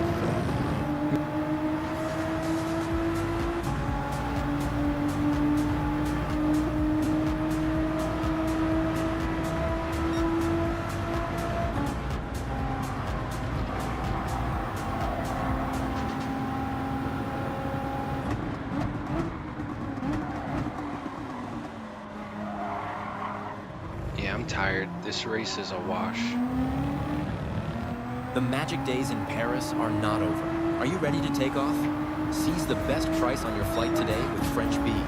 Discover our flights Miami to Fuck out of here. Mr. President, you said you defeated ISIS, and yet there was a ISIS-style attack on the first day of January. What's that about? Israel, you took a look at that attack, October 7th, the attack on Israel, with the horrible way they got out. Not the fact that they got out, I would have been out before them, but we would have been out of Afghanistan with dignity and strength as opposed to looking like a bunch of fools with 13 dead and many, many badly, horrifically injured. Nobody ever talks about that. No arms, no legs. Nobody ever talks about that. Oh my God, did Biden bring back ISIS? Oh my God, I figured it out. Oh my God, Yusuf al-Bidan, yeah. Outrageous, leaving. On his way back, he restored the Islamic Caliphate. I will undermine it. Billions of dollars of brand new military equipment that I bought in the hands of the Afghans, and specifically the Taliban. It's the group. And we were doing very well. We would have been out. We would have been respected. I think it's one of the reasons it was so badly handled, that withdrawal, where people are jumping into airplanes, falling off the sides of airplanes when they're 3,000 feet in the air. And nobody's ever seen anything like that, the worst. And because of that, I think Russia went and attacked Ukraine. When they saw that, they said, these guys are incompetent. They don't know what they're doing. But we know what we're doing now. And that's going to all end. We have a great military. I defeated ISIS, as you know. We're in no wars. I just finished a couple. And we got also our soldiers guarding Syria and Turkey. We're in the middle. We had 5,000 soldiers there. Would have been gobbled up with two armies. We had one army, 300,000. We had another one, 500,000 or 600,000, getting ready. We had 5,000 people in the middle. I said to a general, how did 5,000 people do in that case? And the general just looked at me and said, not well, sir, not well. And I took him out. And you know what happened? Nothing. Got criticized. I saved 5,000 lives, actually. And we did a great job. We're going to do an even better job, because now we have a tremendous amount of experience. We have people that I can rely on. But there's 625 million acres. People can't realize it's like the whole ocean. Take an acre. You know, an acre, you have a house on a half an acre or a quarter of an acre or an acre. If you have an acre, you have a big deal. Now you multiply that by 625 million acres. It's like, feels like the whole ocean. And that's our strength, you know? People can say we manufacture, we don't manufacture. The thing we have oil and gas more than anybody in the world. We're going to have more of it, too. But they took away 625 million acres of offshore drilling. Nobody else does that. And they think they have it. We'll put it back. I'm going to put it back on day one. I'm going to have it revoked on day one. We'll go immediately if we need to. I don't think we should have to go to the courts. But if we do have to go to the courts, you know, they try to be sneaky. They go in and they say, remember, this is a man that said he wants the transition to be smooth. Well, you don't do the kind of things. You don't have a judge working real hard to try and embarrass you. Because I did nothing wrong. By the way, I did nothing. Absolutely nothing. What do you mean? First of all, I don't think Brandon has any control over anything. He barely has control over his own bowels, okay? Let alone, like, district court judges and the way that they're operating currently. That's number one. Number two, virtually every part of the legal battles that Donald Trump withstood and won, they're all packing it up. They're all packing it up. They're all like, yeah, my bad. Actually, we were wrong. We were wrong to come after you. My bad. It's all packed up. It's done. So, what is he still complaining about? Nothing. If I did something wrong, I wouldn't be standing here right now, because I've won all these cases. Nobody's ever won so many cases as I have against the Justice Department. I mean, Jack Smith had cases all over the place. Yeah, also, this is a good point as well. Dude, I hate liberals so much. They go on and on about how they certified the election for him perfectly and how they followed the rules perfectly, expecting Republicans to acknowledge them. And here Trump is still saying that they're being corrupt. These losers will never learn. 100%. 100%. Like, liberals have been doing victory laps about how good they are. How good they are at certifying elections. Meanwhile, Trump is still over here being like, they're coming after me. We have to kill them. We have to kill all of them dead. I will put them in the machine. I will put them in the contraption. I will harm them. As people were being subpoenaed, lives were being ruined. They were spending everything they had, money. We were helping them out. We had to. They were subpoenaing people that had no idea what they were even talking about. That's a sick group of people. And it was all to influence the election. It was all a fight against a political opponent. We've never had that in this country. We have had that in certain countries. We've had that in third-tier countries. We've had that in banana republics, but we've never had that in a place like the United States. I don't even know if it's been on a small level. I'm sure it has been on a small level, but this was the largest level ever. They brought this moron out of The Hague. He's a mean guy. He's a mean, nasty guy. His picture was perfect, because you look at his picture, you say, that's a bad guy with his robe, his purple robe. And he executes people. He shouldn't be allowed to execute people because he'll execute everybody. He's a nut job. But we won all of those cases with him. And, I mean, I don't know the judge in Florida, but we had a brilliant judge in Florida that saw right through it. Wait, what do you mean? That was your judge. Yeah. Yeah. Brilliant judge in Florida because she's defending me. And we won the case. She was a brilliant judge with great courage. You know, the left, as we call them, the radical left, they have a way, they play the ref, and they play it very hard. They play the... I appointed her into her position, and she has been playing ball. So, of course, she is brilliant. Best judge of all time. Ref. They go and say horrible things about judges and prosecutors. And some judges and prosecutors say, look, the only way I'm going to get these people off my back is to give victory to them. They're playing the ref. I think it's illegal what they do. It's almost like talking. It's worse than talking to a judge. But the judge in Florida, Judge Cannon, was brilliant and tough, and she didn't stand for it. And I don't know her. I don't even know. What is her name? Cannon? I guess it's Cannon. I just said it. I don't know. I don't know her name. And never met her until the case, and I don't believe I said even one word to her. But she was very, very strong and very, very brilliant, and her opinion was so brilliant that they dropped their opinion. Buy on blue, sell on red. This new indicator gives extremely accurate trade signals. The Palisades fire is going sicko mode, bro. And just to get off the subject, because I couldn't believe it when I heard it yesterday. I couldn't believe the size of it. I mean, put down a map and put this up. It's just massive. And remember that that's worth probably, I mean, I've had estimates, $40 to $50 trillion. That's more than our national debt. Essentially, he's thrown it away. He's thrown it away. He's taken $50 trillion. So if we owe $35 trillion, he's taken $50 trillion of value and thrown it right out the window. We can't do that. Nobody can do that. One other thing he did yesterday, which was in many ways worse. It's hard to believe it can be worse. He wants all gas heaters out of your homes and apartments. He wants them to be replaced by essentially electric heaters. I don't know what it is with electric. This guy loves electric. We're going to be ending the electric car mandate quickly, by the way.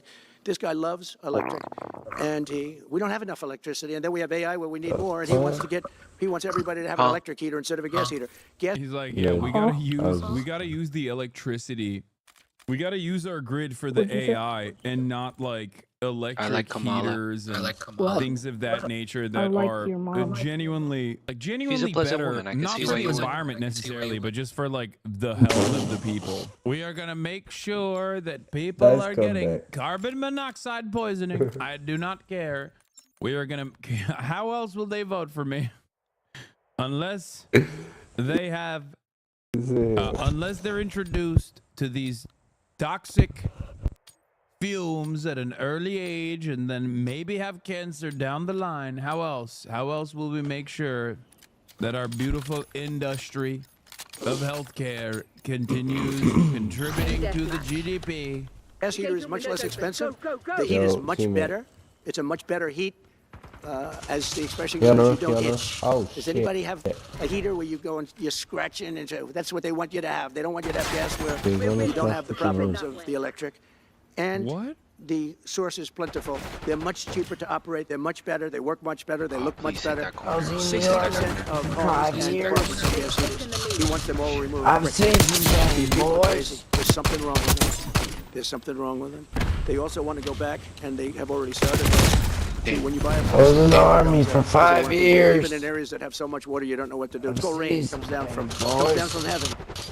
And they want to do no water comes out of the shower. They got me. It goes drip, drip, drip. So what happens? You're in the shower 10 times as long. You know, no water comes out of the faucet. Get them, boys. They want to go back to even stronger than what they have right now. As you know, I ended that policy. You can have all the water you want.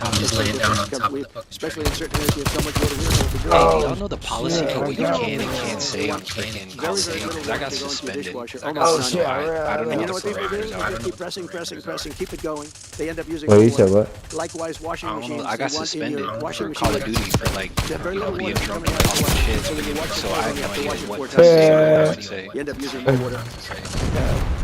Don't cuss. Don't cuss? Oh my God! Are you fucking shitting me? It's for little kids. I think about inflation. Dog, is this Trump's America? We can't even say Bendy when we shoot each other in the face? And over the next 4 years, the United States is going to take off like a rocket ship. But really, it's already doing it. You get banned on TikTok for saying the word bitch. $200 billion. I think it'll be 200. He said. No, that's crazy. That's actually crazy. That's actually crazy. Say it's 100. I don't care. Right, Brian? I never got banned. Dollars United States creating more than. I've been banned. I've been banned for 3 days. Yeah. I got banned for 7. That's in the bank. He's going to come and do it. And he'll do a great job. And he'll build the Yeah, I best use a lot of profanity. Since my election, the stock market has set records. The S&P 500 index has broken above 6,000 points for the first time ever. Never even close. They used to let the N-word fly, and then what happened? Now all of a sudden you can't say fuck. It went up 41 points. And that's the largest 39-year history of the group the Gallup American people's confidence in the economy has just surged to the highest level in history. There's no way I I take the greatest business leaders in the world. I say, hey, do you want to say you're going to invest the money? They're not looking for news conferences. They're saying, what am I doing? They go, it's good to know. Do you think a re-education program is necessary for America at this point? How about education? I think what is necessary is an education program. You can't even say food. Like, we can get to the education program if people are educated to begin with. I think... Fuckaroni. We gotta start at the point of education first, and then we'll move on to re-education, you know? No, where the smartest people in the world are investing, and they're investing in the United States. So we've done this for all the 2 months of not being there. Hey, we haven't been there. You almost believe that I was a grandpa playing the game? America needs like where's my America needs like a Fidel Castro style figure to improve the literacy rate. Okay, like that's what we need right now. We need a socialist revolution instead of my assault rifle. Hey, why are my fists coming out instead of my assault rifle? Can anyone help with that? Bring literacy to the countryside. You know what I mean? Like when I press triangle instead of my freaking M4. Unironically, that's the wealthiest nation on the planet at this point. You think we're going to do some really I'm on the second floor of like the train tower or whatever. The Panama Canal is a disgrace what took place at the Panama Canal. Come down. Jimmy Carter gave it to I them got for somebody. $1. Alright, don't die. And they were supposed to treat us well. I thought it was a Seems like I'm surrounded by red. It was the most expensive I just live in you're surrounded by in the this. history of our country, relative. Yeah, did you hear me? It would be the equivalent of over. Did you hear the substantially gaboom? over $1 trillion today. No.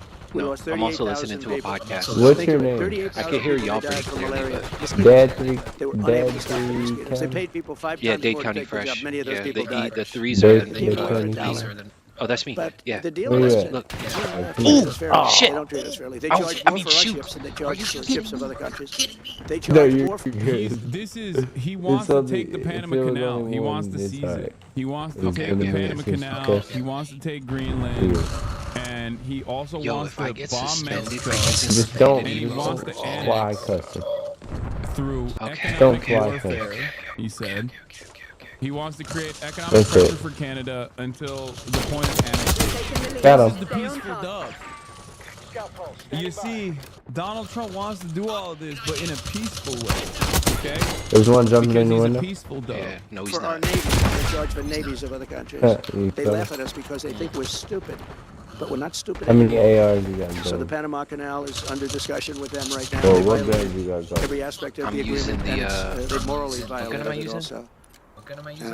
I'm using the And they wanna Sarkov help because 7 it's point, leaking. the 7.62 And not and the accepting XM4, but my And they XM4 want us isn't to give coming out. $3 My billion fists are to coming out. fix it. It's like, why? I said, well, why don't you get the money from China? Because I got the When people say, diamonds is he for being serious or is he the joking? I diamond don't unlock know. for I genuinely, SUVs. I wish I had a good answer for you. Yeah. I don't know. I'm working on getting Okay. the thermal Like, for is my, it within my BM4. That's my, capabilities? really, Is that's it my within the favorite. capabilities The of the BM10, I mean. United the States BM10, Empire to be able to potentially overtake by force the Panama Canal, violate another nation's sovereignty? I mean, we've done it. I don't know. Oh I mean, my at first I fucking thought he was God. joking. At first I thought he was joking. I'll be honest But though, the he just keeps Sarkov repeating does it over and over. Is basically taking it over. Yeah. China's at both ends of the Panama Canal. China's running the Panama Canal. Hang on. And they come to see this Biden, this guy who should never have been allowed even to run for president. Let me see when I change. Of course, she shouldn't have either. Oh, there we because go. that never Okay, happened. I'm gonna change It had to be back two now. people, not one. But they want $3 billion to fix the Panama Canal that's no. run by China and makes a lot of money. One of the I most think I know profitable why. structures ever built There's because still there. ships lined up back to I Florida, can frankly, only and they get just keep going nothing. through. What the The numbers hell? are staggering, $500,000 to $1 million a ship. And they took it away from us, meaning Oh we gave it to them my for a dollar. God. But You got aim, not buddy. going to not gonna That's happen. why. What they've done to us, This they've never. overcharged our Flipper ships, got aim. overcharged our Navy. Boop. And then when they need repair money, they come to the United States to put it up. We get nothing. Those days are over. Got it. Working with the Oh, shit, Republican yeah, majorities yeah. in Congress will cut taxes, slash regulations, raise wages, and boost incomes at a pace the world has not seen before, and certainly not This from dude is our A, man. country. We had a big chunk of it for the first 3 years prior to COVID coming in my administration. We had the greatest economy in history. We cut the most regulations in the history of our the first country. headshot I did that I all in did. 4 years, by 4 times more I than any hate other that. president cut. We did that in 4 years. Force feed And we're changes. just getting started. GGs. We'll impose new tariffs so that GGs. products in Hey, our same team, stores will same once team. again be stamped with those beautiful words, made in What the game? USA. What's this we play on? And we are not I'm a treated well, as you know, PS5er. by Canada. PS5er. Canada is subsidized to the tune of about $200 billion And I'm a year, streaming. plus And I'm other streaming. things. I just So took it for the I mean, nobody watches me though, but I have hopes and dreams. I have aspirations I to sure. retire when I'm 25. Huh? Like, that's America's hat you're talking about, brother. What do you mean? Add me. Not being treated well by Canada is just a funny statement to Wait, make add who? as Say it the again. president of the United States Oh, of suicidal. America. Me, say, Okay. They don't Oh, you're essentially 12 and have a 7, military. They have a very 27. small No, I will military. not add you. They You're rely very on bad. our military. Thank you for It's all talking. fine, Though. but You seem like a very pleasant they got to pay for that. It's very unfair. I have so many great friends. One of them is the great one, Wayne Gretzky. I said, run for prime minister. You'll win it'll take 2 seconds. But he said, well, am I going to run for prime minister or governor? You tell me. I said, I don't know. Let's make it governor. I like it. What? I miss like everything he just said. He's saying get Wayne Gretzky to be the governor of Canada and Canada to be a state. God damn. Yeah, he invited Wayne to Mar-a-Lago and told him to run for governor. Wayne is a MAGA cuck now. He's a disgrace of the country. You will see many such cases of that. It won't just be Wayne Gretzky. There isn't a snowball's chance in hell that Canada will become a part of the United States. Workers and communities in both our countries benefit from being each other's biggest trading and security partner. Uh-oh. Uh-oh. I think we're accelerating the Canadian... I think we are accelerating the ways in which Canada will inevitably have that sweet, delicious, juicy freedom of private enterprise in healthcare, especially when you got disgraced, now resigned 23rd Prime Minister of Canada, Justin Trudeau, saying this will never happen. Well, it seems like it's definitely going to happen. That's a lock now. Get better. But no, something's going to have to be done. Same thing with Mexico. We have a massive deficit with Mexico, and we help Mexico a lot. They're essentially run by the cartels, and can't let that happen. Mexico's really in trouble, a lot of trouble. Very dangerous place. And we're going to be announcing at a future date pretty soon we're going to change because we do most of the work there and it's ours. What is this? Trump supporter featured in Truth Social videos convicted drug offender. President-elect Donald Trump posted a video on his social media platform Monday of a convicted drug dealer purchasing a Make America Great Again hat in Greenland. I am hearing that the people of Greenland are MAGA, Trump's post read. Greenland is an incredible place and that people will benefit tremendously if and when it becomes a part of our nation. We will protect it and cherish it from a very vicious outside world. Make Greenland great again. That's Magaga. Newsweek has reached out to Trump's transition team for comment.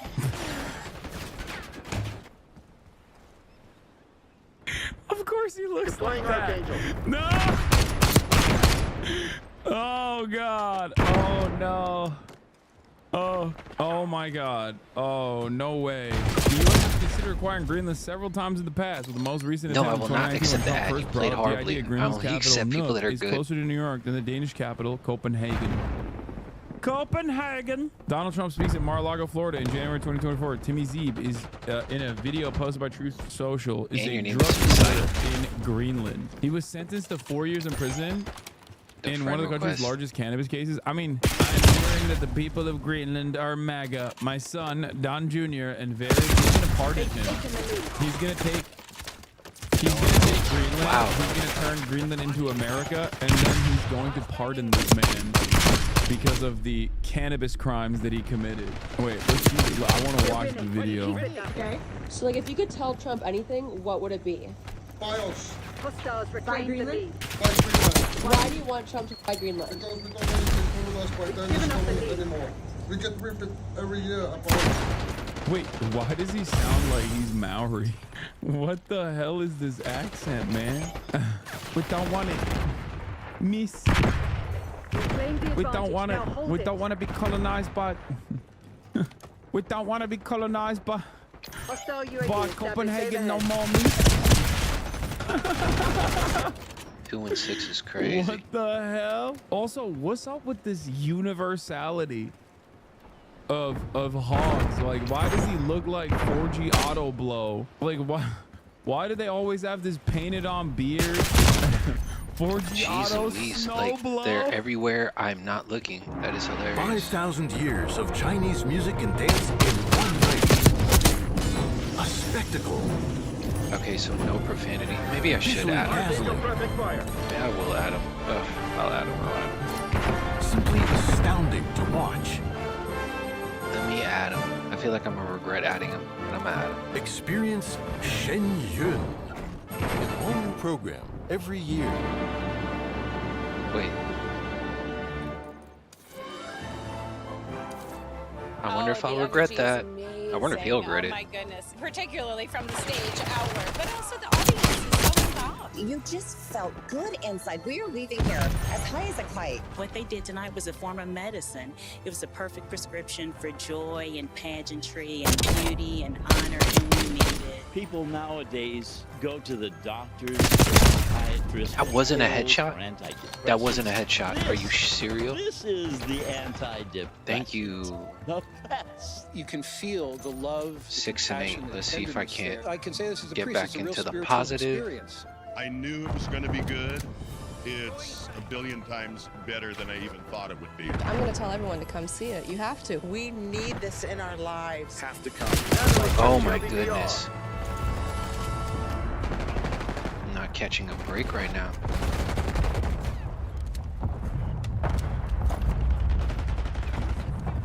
Are they all the way behind us again? Yes, they are. Like, How what you the? may ask? I'm switching to Mint Mobile. My best friend just fully convinced me when she told me that all new customers get the unlimited plan for just $15 a month for the first 3 months. I've had some pretty bad phone provider experiences, so it's really nice to hear how easy it is to switch over. I can't wait to see what all the hype's about. Switch over to Mint Mobile.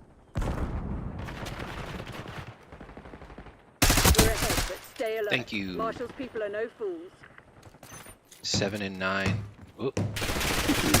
Yo, what the 8 and hell, 9. dude? Come on, the let's get back. universality of hogs, Let's break even. man. Let's They're break turning even. into the same person. Come on, somebody pop up. Ooh. Jeez Louise. Do you like America? Couldn't get into the pocket. People are too fun over there. Okay, buddy, don't worry about it. You got it next game. Wait, people are too what? Like America? I love America. GG's, buddy. But people are too much over there. What the? What is happening? I totally forgot I was on mic with y'all too. Isn't that the? I just came off of suspension, so I'm used to just hearing silence. Doing the Hogger's face. That Arcteryx is fighting for his life. I didn't even know they made it hog size like that. Have you ever seen this insane libhopium Trudeau tweet? Yeah, I have. Justin Trudeau can become president of the United States in 2028 if Canada becomes the 51st state in America. I know, it's fantastic. Yeah, he should come here to mess up our country too. We're going to be changing sort of the opposite of Biden, where he's closing everything up, essentially getting rid of $50 to $60 trillion worth of assets. We're going to be changing the name of the Gulf of Mexico. Donald Trump talked to Greenlandic people via phone. Trump calls in to Trump Jr.'s visit to Greenland, makes the argument for why the country should join American territory. And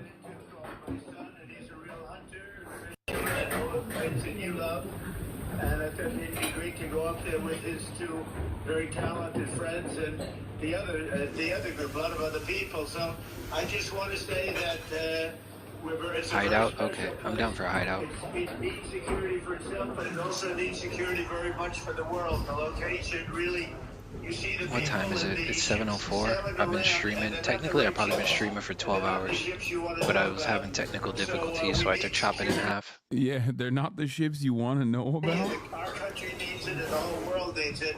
Yes. Probably do 1 or 2 more rounds, and I gotta call it. Damn, one of them. If you haven't already, please like up and subscribe. Yeah. You are right. You guys like that, right? Yeah, clap now. Come on. Wait, Charlie Kirk is there too? What is happening? I don't know enough about, like, I know about the history of colonies, but I wonder if it was like this lame, like even back in the day where they were just like doing whatever the you know, medieval equivalent of this is. It had to have been, right? With like a lot more incest too. I do, the older I get, the more I realize time is indeed a flat circle, where the more I see people just like analyze things that are happening around them and assume that this is some kind of like heaven sent plague or whatever, and not we will try to hold it for sure, something that is scientifically traceable, even with readily available information beyond our phones that are so endlessly accessible, people still choose to not see that at all and assume that it's like some kind of divine intervention. If they're doing that, if they think fog is nanomachines, okay, which is no different than looking at the burning ball up in the sky and thinking that is God and magic. Are you serious? Then yeah, this has got to be the same exact thing that was happening back in the day. You know, there are things you probably choose not to see as well. Boom, headshot. Yeah, no, you're right. Oh Jesus. For context, this is like if Joe Biden sent Hunter on a foreign state visit and Hunter invited you to come with him. I know. Yeah. Yeah. Imagine in an alternate universe, Joe Biden is like, hey, look alive, Jack. We're taking over the Panama Canal. And then he sends Hunter down there, and I'm with Hunter. Like me and Hunter at Panama being like, all right, we're taking it over for the Mac attack. Jealous? Yeah, I'm so jealous. Oh, that's my fault. It's been great. It's an incredibly beautiful place. The Just people take are it slow. incredible. The welcome was spectacular. It's pretty amazing. Thank you.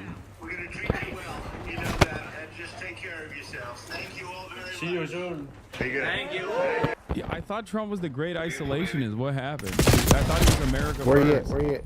How is I can't ping it now. Colonial occupation on Greenland going to improve the lives of all of the many? There's one behind the freaking bulldozer. That voted a for sniper him. behind the bulldozer, I'm literally having right a where. hard time. I hate the respawn in this game sometimes, before you bro. say, It just well, there's respawns bounty right there. in front of There's natural resources there. Damn. Okay, there was natural resources in Iraq too. That's why we invaded. Did you see any of those benefits? No. American foreign intervention is never done to improve the immediate lives of American citizens. As a matter of fact, it has a negative impact on the lives of the average citizens. Their sons and daughters go out and die for no reason. Go to the Gulf of America, which has a beautiful ring, covers a lot of territory. The Gulf of America, what a beautiful name. And it's appropriate. Oh yeah, he's changing the Gulf of Mexico and renaming it to the Gulf of America. It's appropriate. And Mexico has to stop allowing millions of people to pour into our country. They can stop them. And we're going to put very serious tariffs on Mexico and Canada, because Canada, they come through Canada too, and the drugs that are coming through are at record numbers. Record numbers. So we're going to make up for that by putting tariffs on Mexico and Canada. Behind you, Substantial tariffs. And we want to get along with everybody, but you know, they have to. It takes two to tango. We're approaching the dawn of America's golden age. It's going to be a golden age for America. We have things that nobody else has. We have more natural resources. We have number one. Nobody knew that until I came along. I made us number one. We were number three. I made us number one in a very short period of time in drilling. And you know, you can talk about windmills. They litter our country. They're littered all over our country, like dropping. He says windmills are littered like all over our country. In a field, and that's what happens to them, because in a period of time they turn to garbage. Most expensive energy ever. They only work if you get subsidy. The only people that want them are the people that are getting rich off windmills, getting massive subsidies from the U.S. government. And it's the most expensive energy there is. It's many times more expensive than clean natural gas. This man is talking crap about try windmills. And have a policy where no windmills are being built. You know, off the coast of New Jersey, they want to build like 200 windmills. The people are going crazy. Nobody wants them, and they're very expensive. He hates the windmills, and it's just entirely because of his own personal agenda in Scotland. God damn, dude. They built some windmills near the coastline of the golf course, and he hates them so much. He hates them so much. It's crazy. Like, obviously it's in line with the whole, you know, I hate renewable energy. We got to go all in on fossil fuels and oil and gas. How do you hate windmills, bro? What do you hate? Like, you also hate dandelions? Like, what the hell? Windmills directly stem from his own personal anger. I wrote a paper about his hatred of windmills almost 10 years ago, about his comments 25 years ago. Yeah, he's had smoke for windmills since they created an aesthetic problem for his golf course. Expensive. They don't work without subsidy. You don't want energy that needs subsidy. Energy is a good business. You don't need subsidy. You don't need subsidies? Oh, that's interesting. What about the fossil fuel industry then? Excuse me. What energy production in the United States of America does not rely on billions of dollars of subsidies? What do you mean? What do you mean? Oh my God. There is nothing. There's no major industry in this country that doesn't require a tremendous amount of subsidies. How much are the subsidies for fossil fuel in 2024? Let's see. No, he's talking about renewables. He's talking about renewables need subsidies is bad. The International Energy Agency calculated the fossil fuel consumption subsidies stood at $620 billion in 2023. Is a sharp decline from the record sum of more than $1.2 trillion in 2022. All right, I'll work the on year my where profanity. energy prices soared sharply in the wake of Russia's invasion of Ukraine. Other calculations taking into account the wider ramifications come out with a much bigger number. This is like the globe. I want to see what the American subsidies look like. According to the IMF, the U.S. government ranks second in the world in its support of the oil and gas industry. The U.S. federal and state governments give fossil fuel industry over $20.5 billion in support each year throughout through the tax code, inadequate royalty rates, and direct funding. So y'all are paying higher energy prices while those guys got more of your taxes? I mean, America doesn't pay that high in energy prices, to be fair. In comparison to the rest of the world, I feel like our energy prices are relatively low. Pie chart. Fact sheet. Proposal to reduce fossil fuel subsidies. Fossil fuel tax breaks eliminated by the proposed fiscal year 2024 budget. A grand total of $96.9 billion, $97 billion. What?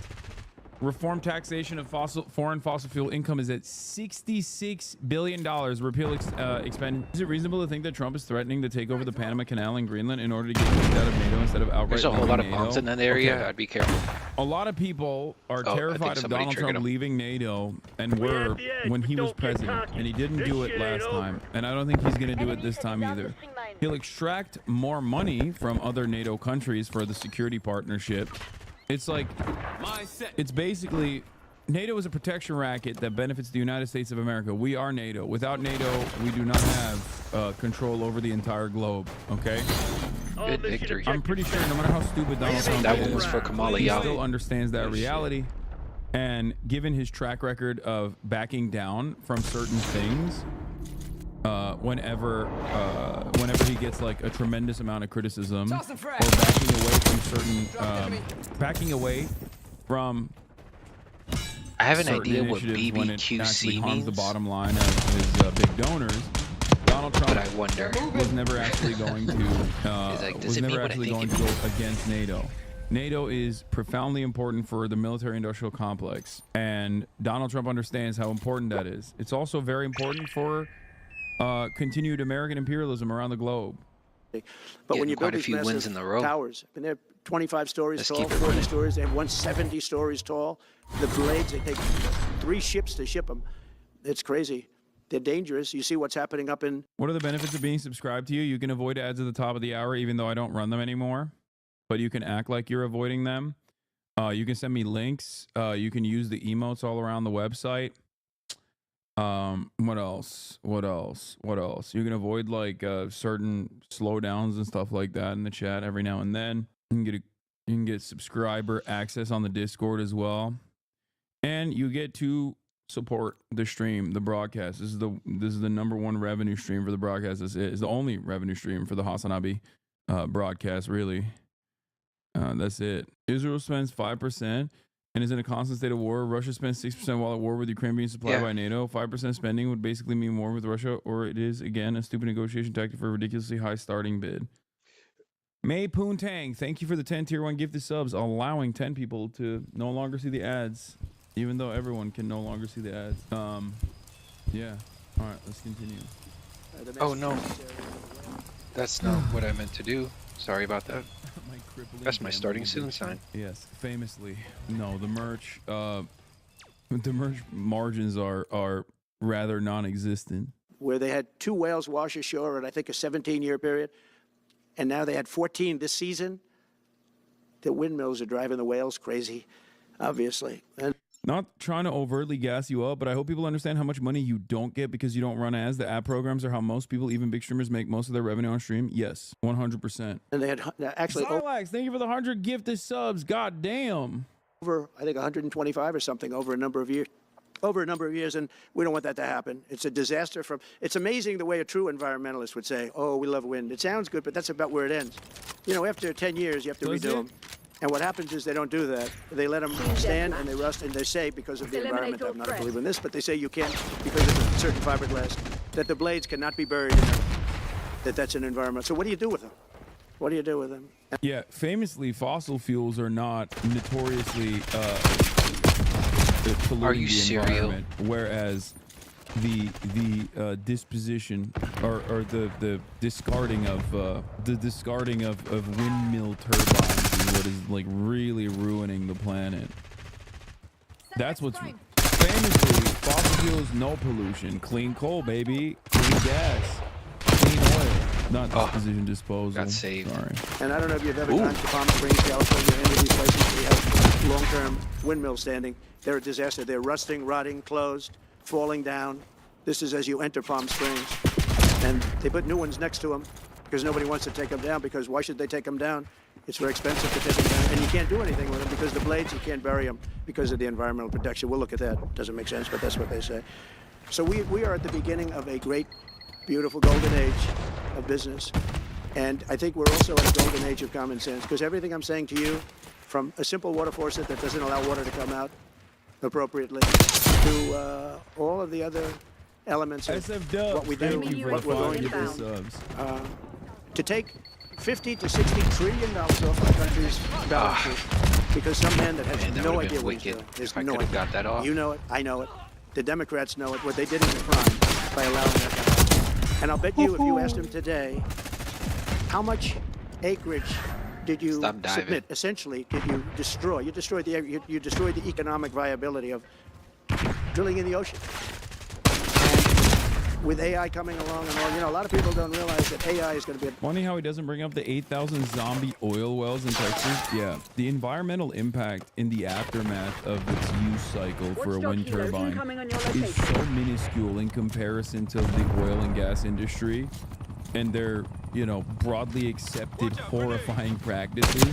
I don't even like putting it up side by side with one another is just like insane. It's like comparing getting tickled by a child to being shot directly in the head with a 50 caliber. What are we doing? What kind of conversation is this? And it is so, it's just so stupid, but it doesn't matter. I need you guys to understand something, okay? I need you to understand just chilling something. here until that Things are helicopter gonna get worse. goes away. People are gonna get dumber. Please somebody hit the corner of this truck. And what the truth does not matter. Is it true about the whales though? No, dude, it is not true about the. Damn.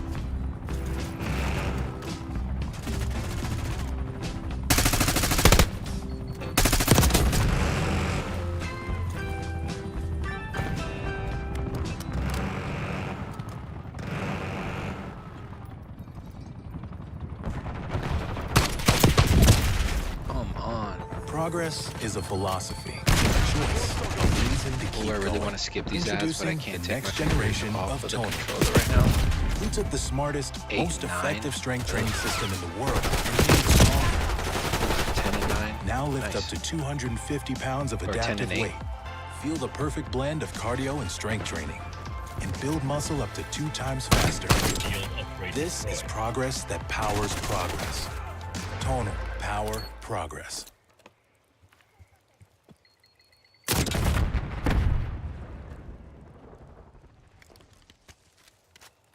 Scientists have found zero link between the mass die-off of whales and the wind turbines, and the speculation is that it's most likely climate change that's contributing to whales committing suicide by higher numbers rather than the wind turbines.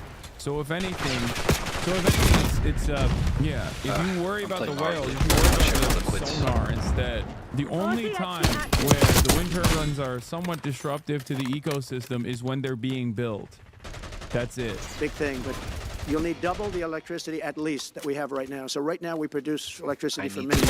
Wow, I need to AI do is better. a very big deal in terms of the future. But later. China is already building electric facilities, big, bold electric facilities. And you know how they're being fired up? With coal. They're being fired up with coal. And we're going to build bigger and better ones. People like Hussein that are doing the same thing as he is. I'll bet they don't do it as well because I know how he does it, but they're doing a lot of things. The problem is they can't get their permits because I say build the plant with the building. So with the structure, build the plant, because if you go into grid, the grids are old. So they said, that's a great idea. In other words, build your electric facility alongside of your plant. And you could have extra output if you want, because once you build it, you can make it larger pretty inexpensively. You could have extra output, which you'll sell to the public. Oh, no. But build it with the plant, and people are loving that idea. So we're going to have so no profanity. a lot of fun making America great again, and it's going to happen, I think, very, very quickly. It's already happened. So I would say this, and this has been pretty openly reported by the news. There's never been anything like what's happened in the list since we won the election. A couple of months since we won the election, the whole perception of the whole world is different. People from other countries have called me. They said, thank you.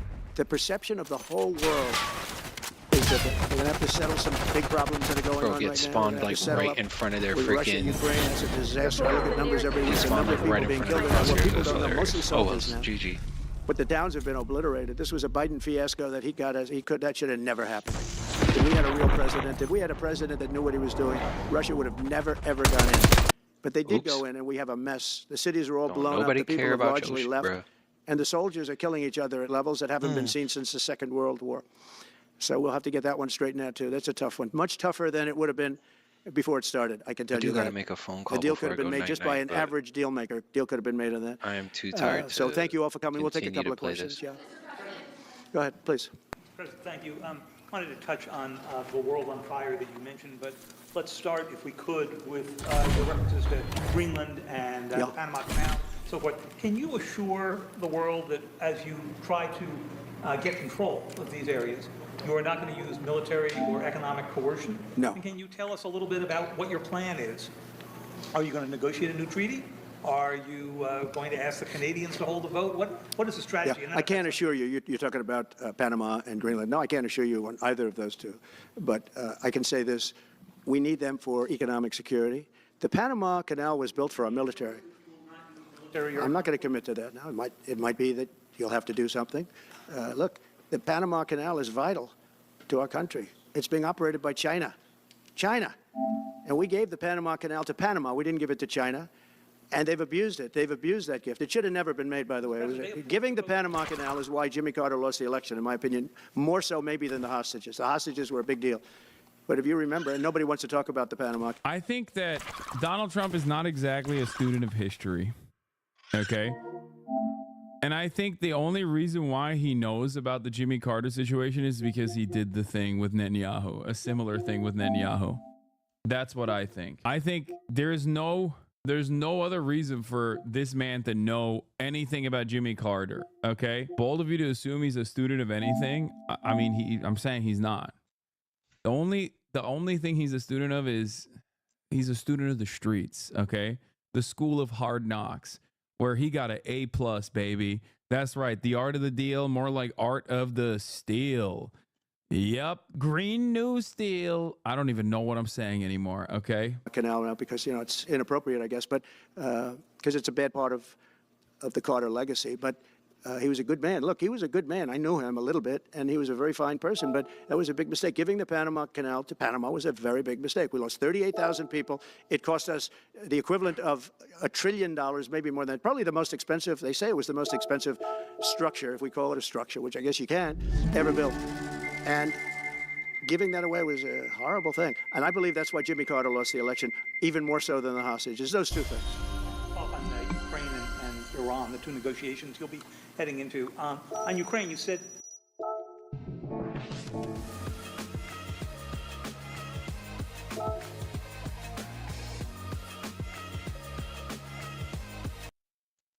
Considering military force to acquire Panama. Wait, what? Trump invites us to reimagine our communities and see national borders as artificially drawn lines. Oh my God, is he about to hit the Giannis Varoufakis line? Borders are a scar on the face of the earth. To acquire Panama and Greenland, are you also considering military force to annex and acquire Canada? No, economic force, because Canada and the United States, that would really be something. You get rid of that artificially drawn line, and you take a look at what that looks like, and it would also be much better for national security. Don't forget, we basically protect Canada. We lose in trade deficits. We're losing massive. We don't need their cars. They make 20% of our cars. We don't need that. I'd rather make them in Detroit. We don't need the cars. We don't need their lumber. Dude, everyone is so woke. Everyone's a liberal, dude. He's like, borders are artificially drawn lines only when I want to annex our neighboring sovereign state. Oh, dude, he's Mr. Border Wall. What do you mean? I thought, wait, this guy's dropped the whole wall aesthetic. The party realignment is here. MAGA communism now. MAGA communism forever.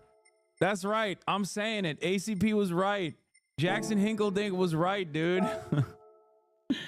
He said no borders, abolish class, abolish currency. We are looking at a future of a moneyless, classless, borderless society. We have massive fields of lumber. We don't need their lumber. That's wild. No wall equals no border. He's at least consistent.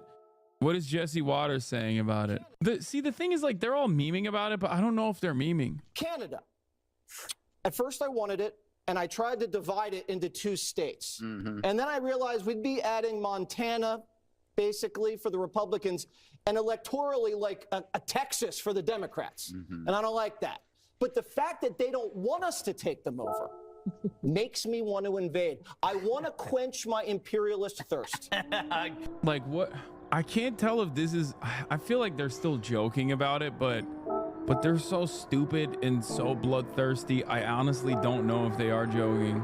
Just before, it's a lot more complicated now. Much more complicated. Do you believe? Because it would have never started. Right, but it has started. You've Well, got, not only started, the cities are largely knocked down. So you've got what you've got. At this point, to hold on to leverage in dealing with President Putin, would you make a commitment to the Ukrainians that you will keep supporting them during the negotiations? Well, I wouldn't tell you if that were the Would you case. make a commitment to provide a security guarantee if they do enter into an armistice or a ceasefire along the lines of the French and the Germans? So, you know, a big part of the problem was Russia for many, many years, long before Putin said you could never have NATO involved with Ukraine. Now, they've said that. That's been, like, written in stone.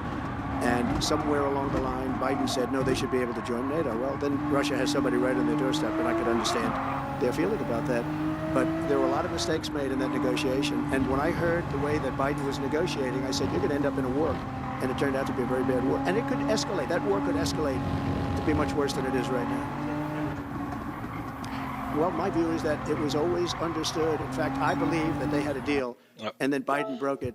They had a deal, which would have been a satisfactory deal to Ukraine and everybody else, but that Biden said, no, you have to be able to join NATO. And that's always been, and nobody knows more about NATO than I. You know, years ago, when I first started this, I didn't know too much about NATO, but I got it right anyway. I said, they're taking advantage. I'm the one that got, and the Secretary General was here, as you know, 2 weeks ago, saying that if it weren't for me, NATO wouldn't even exist right now, because I raised from countries that weren't paying their bills. At that time, 28 countries, 20 of them were not paying their bills, 21 to be exact. They weren't paying, or they were paying a very small portion. And I raised over $680 billion, that was the number he gave, by saying, if you don't pay, we're not going to protect you. And as soon as I said that, the money came pouring in. But Obama could have said it, other people could have said it, Bush could have said it, nobody said it but me. I took a lot of heat. They said, oh, that's a threatening statement. Well, they weren't paying their bills. I said, we're not going to protect you if you're not paying the bills. So, in a true sense, I saved NATO, but NATO's taken advantage of us. And one of the problems that I have, and I've said it openly, I said it to President Zelensky, Europe is in for a tiny fraction of the money that we're in. Now, whether you like that situation or not, Europe is much more affected than the United States. We have a thing called the ocean in between us, right? Why are we in for billions and billions of dollars more money than Europe? And you know, they're a similar size, a little smaller, but they're a similar size economy as the United States when you add them up. And yet Europe is in for a small fraction of the number the United States is in. Now, Biden could have called them up during the term. That's what I did. I said, you have to pay your bills. And they all, one stood up. I won't say who, you'll probably have it, because the papers, the media hated to report on it. But a prime minister stood up from a country, you know, a famous meeting of 28 nations with no press, no anybody in the room. He stood up, he says, does that mean if we don't pay our bill, and at that point it was 2%, it should be 5%. It should be 5%, not 2%. But at that point it was 2%, but many people didn't pay. Some people didn't pay anything. But many people were way, including Germany. Germany was at less than 1%. You're going to press for 5%? Well, I think NATO should have 5%, yeah. Well, you can't do it at 2%. I mean, at 2%, every country, if you're going to have a country in a regular military, you're at 4%. I think they should be, you know, they're in dangerous territory. I think it should be, they can all afford it, but they should be at 5%, not 2%. I'm the one that got them to pay 2%. But a gentleman stood up, a prime minister stood up, and he said to me, sir, could I ask you a question? You're saying we have to pay our bills. If we don't pay our bills, will the United States protect us from Russia? I said, if you don't pay, you mean you're delinquent? He said, yes. He said, if you're delinquent, we will not protect you. I took a lot of heat. Grab some Mando whole body deodorant and nip body odor in the bud. Put it on your pits package. I think out of all the stuff he's saying, the one that he wants the most, bro, I don't know. I genuinely don't know. It's hard to figure out what they're memeing about and what they're being serious about and what they will actually genuinely attempt to do. Like, there, you got Greenland on the one side, you got the Panama Canal on the other, and you got Canada. And I truly don't know. I don't know. Then, of course, they're talking about the whole situation with, you know, NATO. At least it's not the immigrants anymore. Dog, what are you talking about? He said he's going to deport 17 million people. Like, he said that's day one. They've already moved. That I do believe they will take initiatives against. Like, that I think they're going to move on with. I just don't know, out of the foreign policy side, you know, governments and, the tightly wound international cooperative agreements and all these other countries and their own personal interests and whatnot. could play a role in undermining some of these goals, right? That's just the way I see it, but I don't know. I don't know. Although it was somewhat closed door, I took a lot of heat from the media. And you know what happened? The money started pouring in. That's why NATO has money. And the Secretary General said it was the most incredible thing he had ever seen in a negotiation. Now, if I would have said, yes, we will, nobody would have paid. If I would have loved to say, yes, we'll protect you even if you don't pay. But that's not the way life works. Two questions related to each other. First, you said on your first day of office, you're going to pardon January 6th defendants. Are you planning to pardon those who were charged with violent offenses? Well, we're looking at it, and we have other people in there. And as you see, I guess 24 or 28 people came now from the FBI.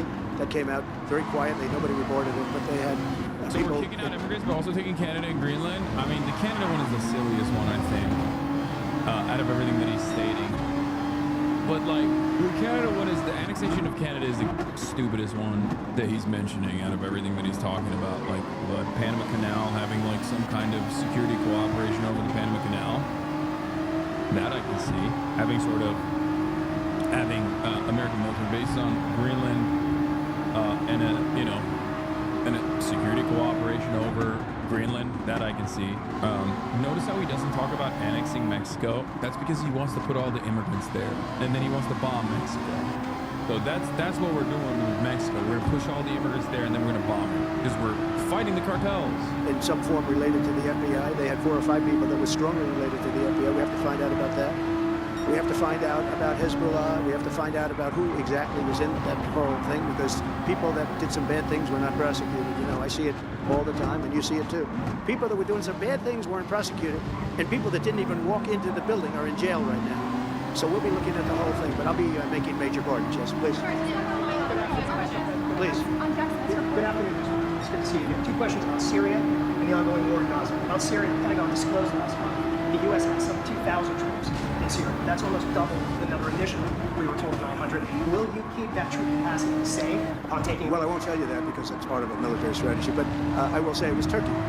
Turkey's been after that country in different names and different forms and shapes for 2,000 years. Those people that went in are from Turkey. And President Erdogan is a friend of mine. He's a guy I like, respect. I think he respects me also. He's the one that didn't go after certain people after I requested that he not. You know who I'm talking about, the Kurds. I don't know how long that's going because they're natural enemies. They hate each other. But he didn't do that yet. And he didn't do it in the past also.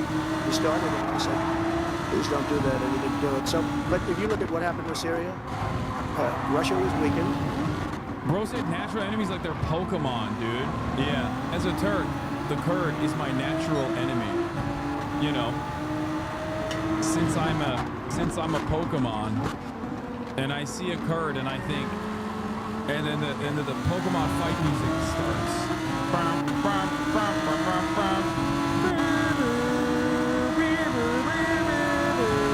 Oh no, it's a Kurd type.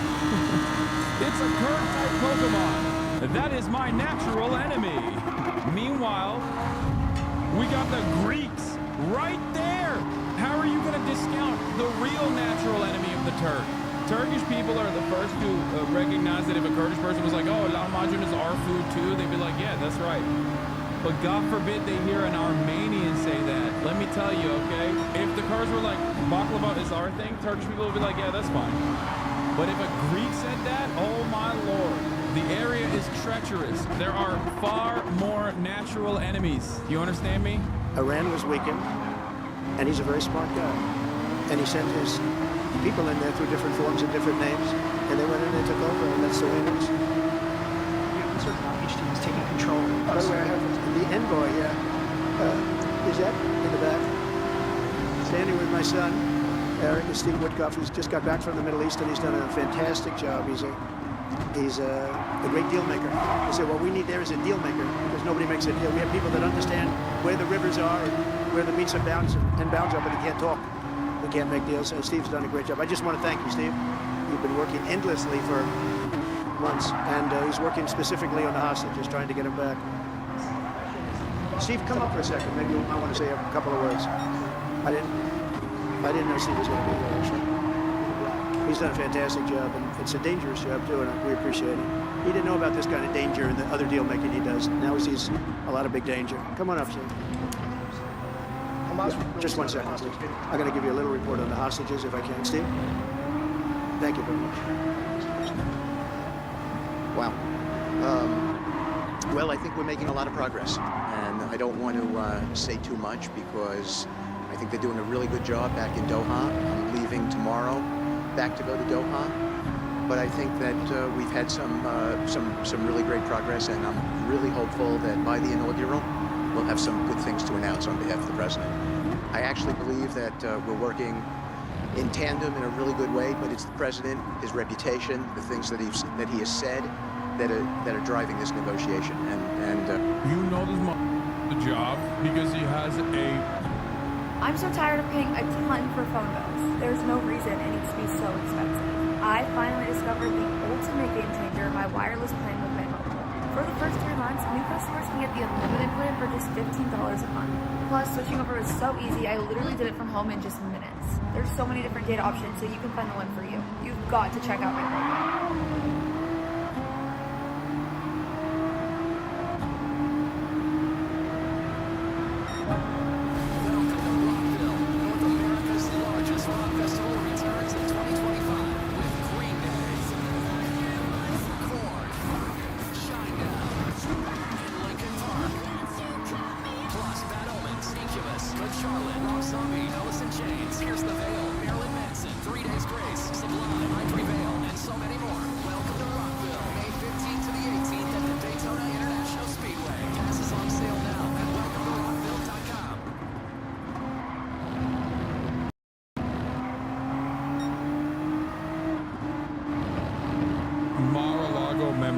Okay, I'm sorry.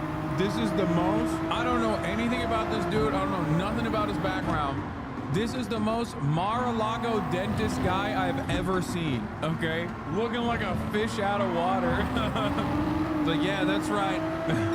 Oh my God, he's a real estate investor, landlord, and founder of the Witkoff Group. Oh my God. Wait, what's his experience? He was involved in financing the Fontainebleau Las Vegas? That's, oh my God, it's worse. He's not even a dentist. Oh my God. On September 15, 2024, Witkoff was playing golf with Trump at Trump International Golf Club in West Palm Beach, Florida, when the suspected assassination on Trump was attempted. Oh my God. I didn't want to lock it so hard, but God damn, he is so one-note. He is so predictable. It's crazy. So hopefully it'll all work out and we'll save some lives. I believe we've been on the verge of it. I don't want to discuss sort of what's delayed it. There's no point to be negative in any way. But I think it's the president, his stature, what he said he expects, the red lines he's put out there, that's driving this negotiation. I'm going back probably either this evening or tomorrow night. Will be a deal before January 20th, or is that something that's likely to happen? If there's a deal even at all, we've been hearing this now for the better part. I know. I would say. Right. I would say that the president is exasperated. I don't want to talk for him, but look, I don't know anyone who delegates better than President Trump. He gives us a lot of authority to speak on his behalf, and he exhorts us to speak emphatically. And emphatically means you better do this, because the alternative. Waiting for President Trump to take office. No, I think they heard him loud and clear. Better get done by the inaugural. All hell must be paid if they don't release the hostages. Well, you have to define it. All hell will break out. If those hostages aren't back, I don't want to hurt your negotiation. If they're not back by the time I get into office, all hell will break out in the Middle East. And it will not be good for Hamas, and it will not be good, frankly, for anyone. All hell will break out. I don't have to say anymore, but that's what it is. And they should have given it back a long time. They should have never taken it. There should have never been the attack of October 7th. People forget that. But there was. Yeah, people forget October 7th all the time, man. Are killed. They're no longer hostages. I have people from Israel and others calling, begging me to get, we had also people there from the United States, just so you know. They're holding some so-called hostages from the U.S. But I've had mothers come to me and fathers crying, can I get the body of their son back? Can I get the body of their daughter back? That beautiful girl where they threw her in the car, pulled her by her ponytail, and threw her in the car like she was a sack of potatoes. I said, what happened to her? So she's dead. Like a 19, 20-year-old beautiful girl. And the way they treated her. And I just say it this very simply. Steve's got a job to do. He's a great guy, great negotiator, great person. They respect him over there already. It's what we needed over there. We have people that know everything about the Middle East, but they can't speak properly. They don't know. He's a great negotiator. That's what I needed. They could have sent that gentleman right over there. Hussein, he's a great negotiator. There are people, they're rare.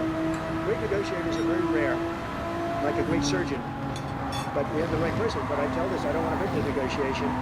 If the deal isn't done before I take office, which is now going to be 2 weeks, all hell will break out in the Middle East. Thank you. Thank you. You've done a great job. Thank you. I love how much he loves these, man. By rioters on January 6th. Will you pardon anyone who attacked a police officer? Well, you know, the only one that was killed was a beautiful young lady named Ashley Babbitt. She was killed, and there was actually somebody else that was killed, also a MAGA person, but people don't give it 100% credibility. I'm going to find out about it, and we're going to find out. But Ashley Babbitt was killed. She was shot. Should have never been shot. She was shot for no reason whatsoever. In fact, they say that she was trying to hold back the crowd, and the crowd was made up of a lot of different people, so we'll see. But I will tell you this, the person that was killed was Ashley Babbitt. The other thing is, when they talk, you know, there was never charges of insurrection or anything like that. But if there were, this would be the only insurrection in history where people went in as insurrectionists with not one gun, okay? And let me tell you, the people that you're talking about have a lot of guns in their home for hunting and for shooting and for entertainment, a lot of good reasons. But there wasn't one gun that they found. And why didn't they find the bomber, the pipe bomber? You know, they know who the pipe bomber is. The FBI knows who it is. The status of the FBI has gone down so far, and the status of the DOJ, or as I call it, the Department of Justice, it's the Department of Injustice, being laughed at all over the world. That would be DOI, stupid. And hopefully with Pam Bondi and with Kash Patel and with other people that we're putting in, that will all come back. If you do a poll in the FBI, I guarantee I'm at like 90% with the agents of the FBI, but they have hurt that incredible place. Law enforcement, I mean, you think of the FBI, they raided this house. By the way, they could have told me, could I see this? I would have given them, I actually told them, come in anytime you want. You can see anything. They raided the house, and the case was dismissed. And now I'm in litigation. I'm suing them for doing that. And I feel so badly doing it. I'm the president of the United States, and I'm suing the United States, but I'm suing them for other things, too. The FBI has gone so, its reputation has been so horribly hurt between Comey, who is the worst, and all of the others. What's happened to the FBI is, and we're going to make it great again. We're going to make the FBI great again. We're going to make the Department of Justice fair and strong, but fair again, because all they did was attack me because I'm their political opponent, and that includes with local judges like Marchand. You ought to find out. Ask him, why do I have a gag order where I'm not allowed to speak? Think of it. I'm the president of the United States, and I'm not allowed to speak. Why? Because if I did speak, people would understand the scam. It's a scam. And we have very dishonest judges, and New York judges are very bad. We had one that valued this house at $18 million because it was good for their case. He actually valued that chandelier is worth more than $18 million. He valued this house at $18 million. And we have another one who was so nasty, so horrible, such a brute, most vicious, vile person. These are New York judges. But we've won most of the cases, so we're very happy about that. Please. Your position is clear, but have you directed your staff to take specific actions to draw plans? And can you elaborate again? You didn't rule out military coercion. Well, we need Greenland for national security purposes. I've been told that for a long time, long before I even ran. I mean, people have been talking about it for a long time. You have approximately 45,000 people there. People really don't even know if Denmark has any legal right to it. But if they do, they should give it up because we need it for national security. That's for the free world. I'm talking about protecting the free world. You look at, you don't even need binoculars. You look outside, you have China ships all over the place. You have Russian ships all over the place. We're not letting that happen. We're not letting it happen. And if Denmark wants to get to a conclusion, but nobody knows if they even have any right, title, or interest. The people are going to probably vote for independence or to come into the United States. But if they did do that, then I would tariff Denmark at a very high level. Have you asked your staff to draw plans for acquisition? I mean, are you active? No, we're not at that stage, but we have people. I haven't even entered office yet. Secondly, sir, Elon Musk has drawn some China's over there like attention licking its some lips. of his actions and provocative statements about foreign affairs, including in Europe. Your reaction to that, is that appropriate for you? Mean where he likes people that tended to be conservative? I don't know the people. I can say Elon's doing a good job, very smart guy. I don't. Yeah, start sanctioning every European country. Allow China to get the microchip technology from the Netherlands. lose out on any sort of global influence that we might have had, allow China to become even more of a leader in multiple key sectors. Masterful gambit. Don't know the people you're talking about. He was, I know he said some negative things about a couple of people that are running for office, but that's not so unusual. Yes, please. I wanted to ask you about Ukraine and Putin. How soon do you anticipate going to meet with Putin to discuss the Ukraine situation? Well, I can't tell you that, but I know that Putin would like to meet. I don't think it's appropriate that I meet until after the 20th, which I hate, because, you know, every day people are being, many young people are being killed, soldiers. You know, the land is very flat, and hundreds of thousands of soldiers from each, many hundreds of thousands from each side are dead, and they're laying in fields all over the place. Nobody to even collect. There's landmines all over. It's a disaster. But it's very flat. It's great. It's farmland, and it's very flat. And the only thing that stops a bullet is the human body. And the human body is stopping a lot of bullets. What does that have to do with anything? Within the first 3 to 6 I hope to have 6 months. No, I hope long before 6 months. Look, Russia's losing a lot of young people, and so is Ukraine. And it should have never been started. That's a war that should have never happened. I guarantee you, if I were president, that war would have never happened. Who would you like to nominate to replace Michael Barr as vice chair for the board? I'll be announcing somebody. If you were to work under the assumption that you're serious about making Canada 51st state of the United States, I think it's pretty awesome that Donald Trump is so vehemently opposed to Biden and the Democratic Party that he ends up making like a weird argument that it's not actually Vladimir Putin's fault that he invaded Ukraine. It's actually still Joe Biden's fault. It's not actually Hamas's fault that they did October 7. It's actually Joe Biden's fault that October 7 happened.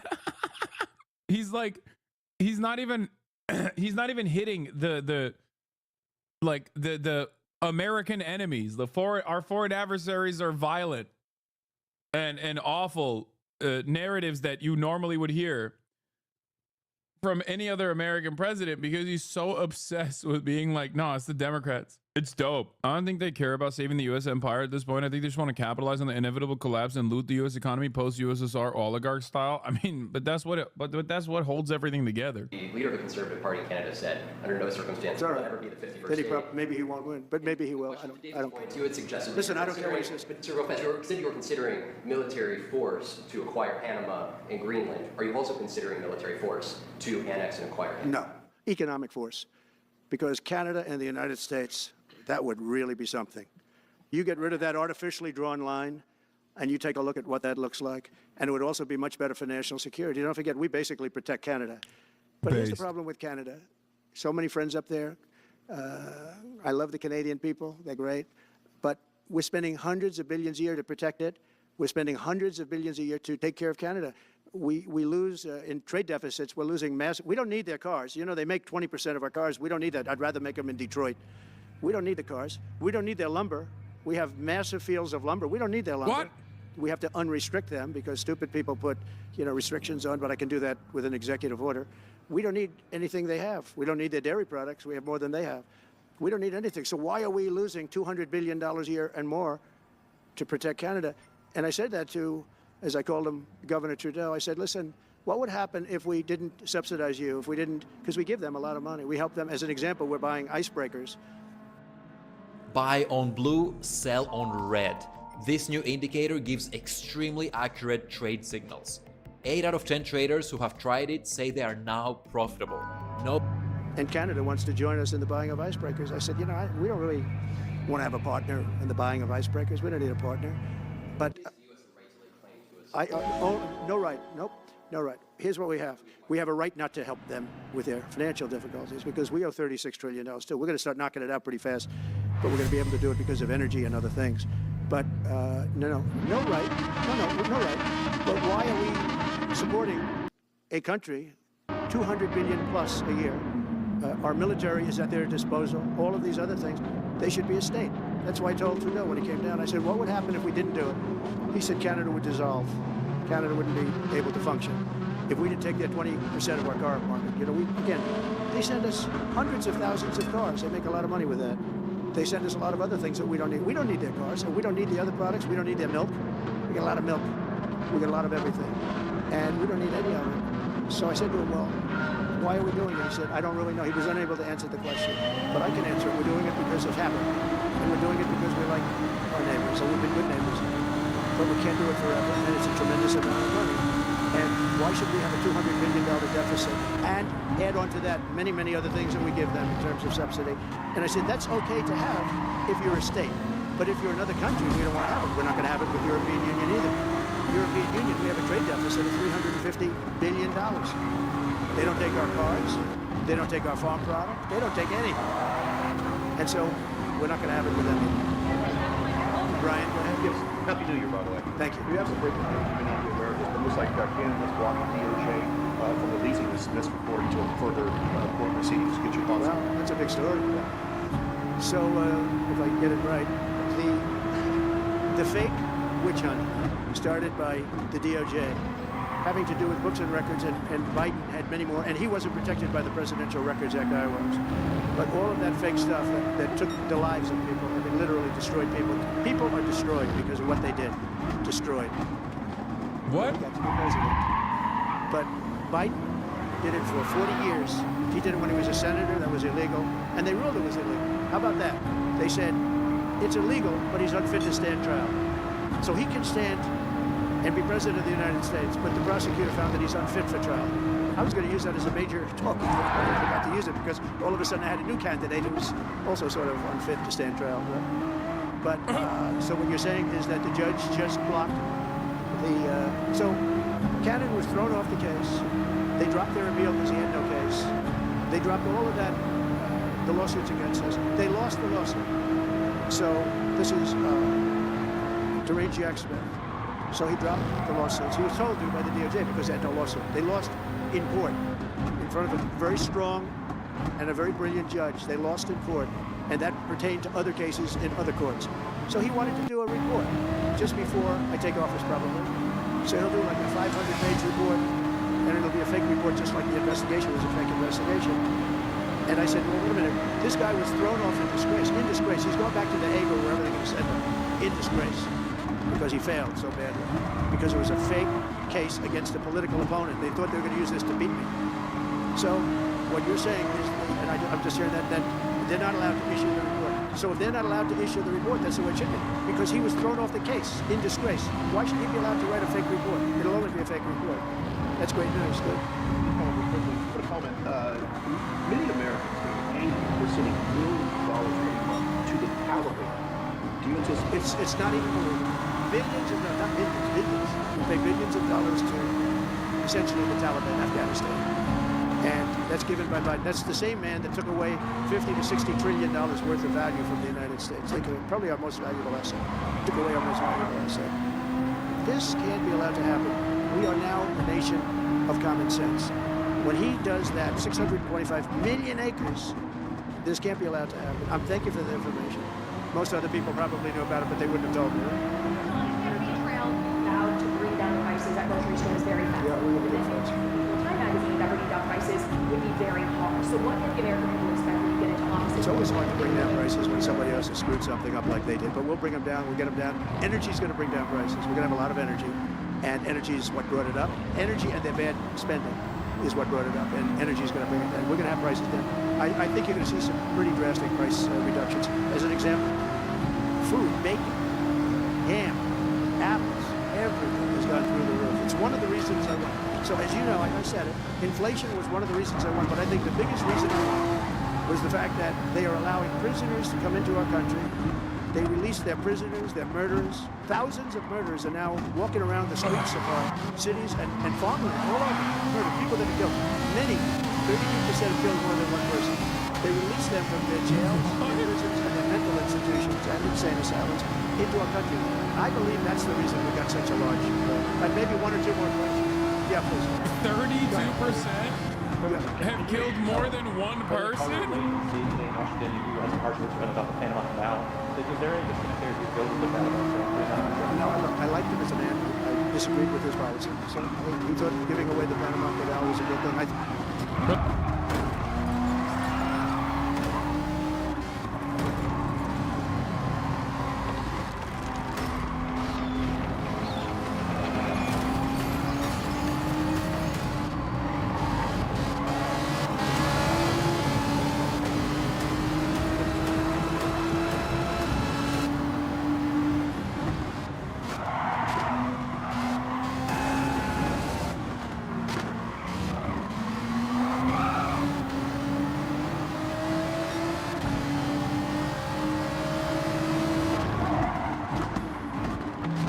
be real.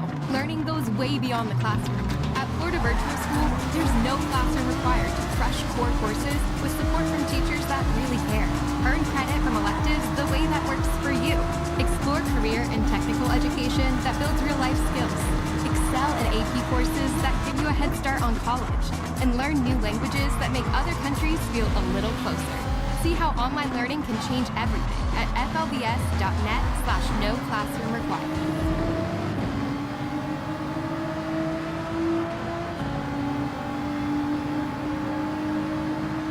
Brother, he says in the same breath that there are 20 million undocumented migrants currently on U.S. soil, and then turns around and claims that 32% of undocumented migrants have killed at least one person. Like, what he's describing is mathematically impossible. Okay, let's say it's 30%. 30%. That's 22 million. 2 million times 3, 6 million. That means 6 million undocumented migrants have killed more than one person. Okay? That's at least 6 to 12 million people that have been murdered by undocumented migrants in a country where the total population is 330 million. COVID killed 1 million plus, and that was devastating. Can you imagine? What is this statistic, man? No, he said that 32% of the murderers killed more than one person. Oh, he's saying that out of the undocumented migrants that murdered people, 32% of them killed more than one person. Okay, that actually makes a lot more sense. Because there's what? 29 cases yearly of homicide and manslaughter. No. There's 29 cases of yearly of homicide or manslaughter from undocumented migrants. 29, 20. I mean, 29. Not 29,000, not 2,900, not 290, 29. So yeah, maybe 30% of 29 were actually people that ended up killing more than one person. 29. Okay, shut up. Don't make fun of me. I'm stupid. You're not allowed to make fun of me anymore because I'm stupid. I think it cost him the election. That and the hostages. I actually think that was a bigger factor because that's a deal that just should not have been made. But again, this was a question that was asked of me. I didn't bring it up. I didn't want to bring up the Panama Canal because of Jimmy Carter's death.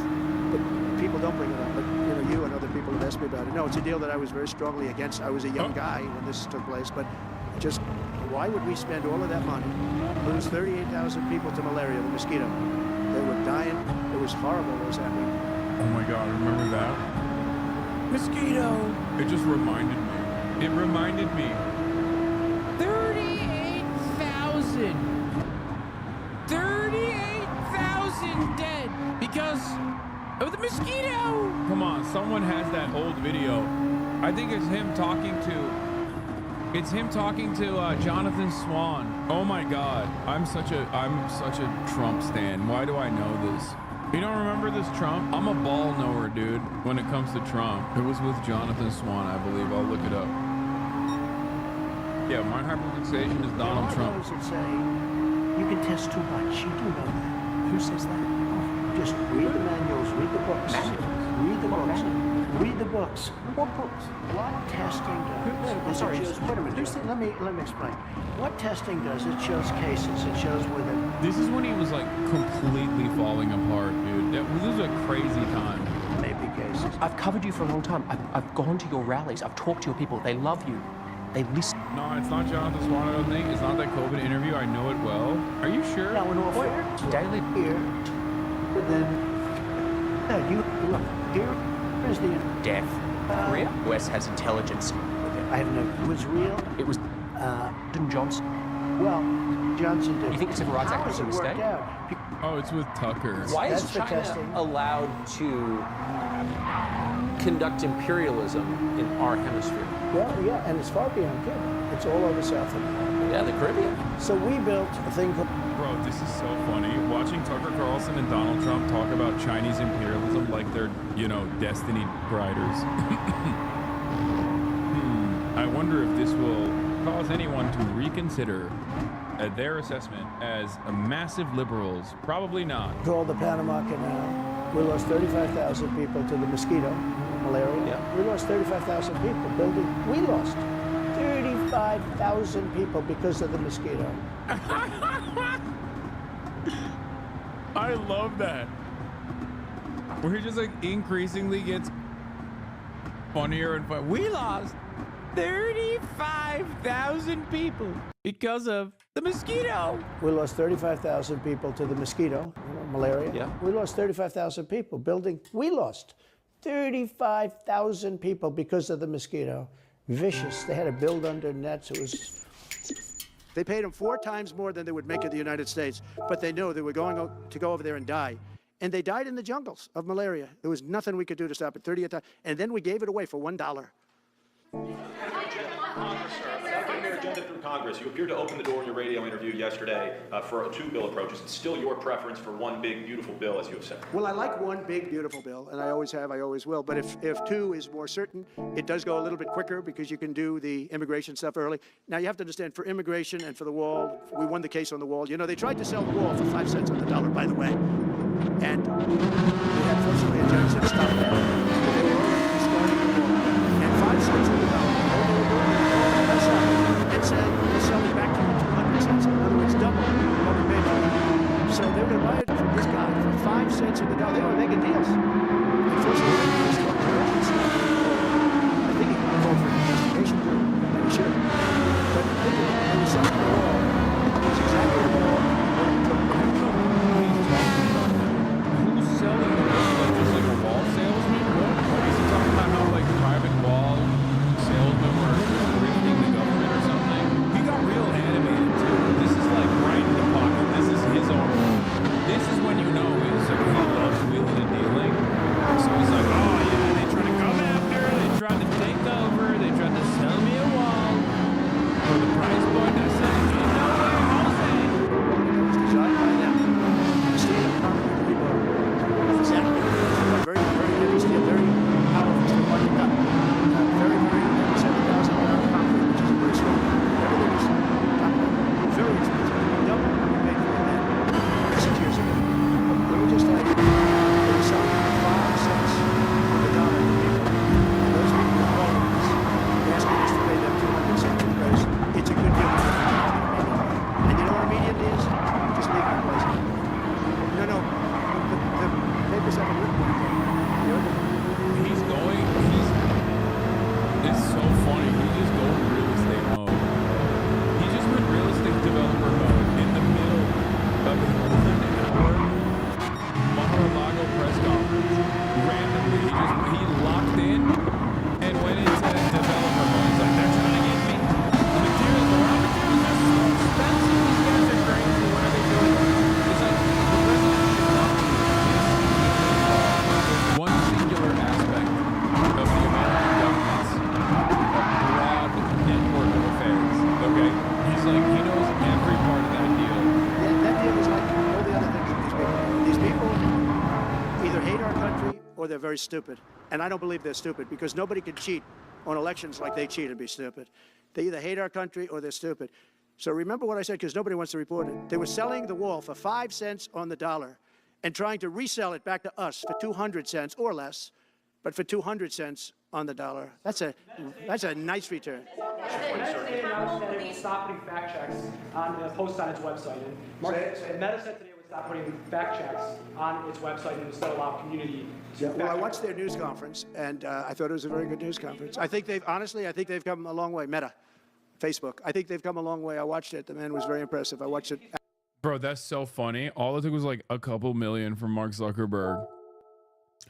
Trump is now like, Meta is very good. I like it. I will be talking about that in a little bit, but you need to understand. Facebook already was like a right-wing, an incredibly right-wing network, obviously. It's an incredibly right-wing platform. That's where all the grandparents are. I think it's important for people to recognize that a lot of the platforms that you rely on for communication, for dissemination of information, for getting, new things, for learning new things, they are almost entirely, they're controlled by psychopathic right-wing billionaires, okay? And they're no longer even hiding that they are, you know, openly right-wing. So just something to remember. At least back in the day, they used to try to like, act like they were lived up to a certain degree, and it's gone. Even the aesthetics are gone. Even the optics are gone. That's how little people, that's how thoroughly liberalism has been defeated. Yes, this is on 1.25 speed, by the way, chatters. Of course, Donald Trump can't speak this fast. China's Ministry of Industry and Information Technology announced Tuesday that the country will implement a super-fast 10-gig optical network pilot projects in certain cities and regions in 2025. Oh my God, dude. Oh my God! At Mint Mobile, we like to do the opposite of what Big Wireless does. They charge you a lot, we charge you a little. They put their names on arenas, we put ours on my lower back. So naturally, when they announced they'd be raising their prices due to inflation, we decided to deflate our prices due to not hating you. And if this were one of their ads, they'd end it here with a happy customer. So we'll end ours with an angry goat. Look at the angry goat.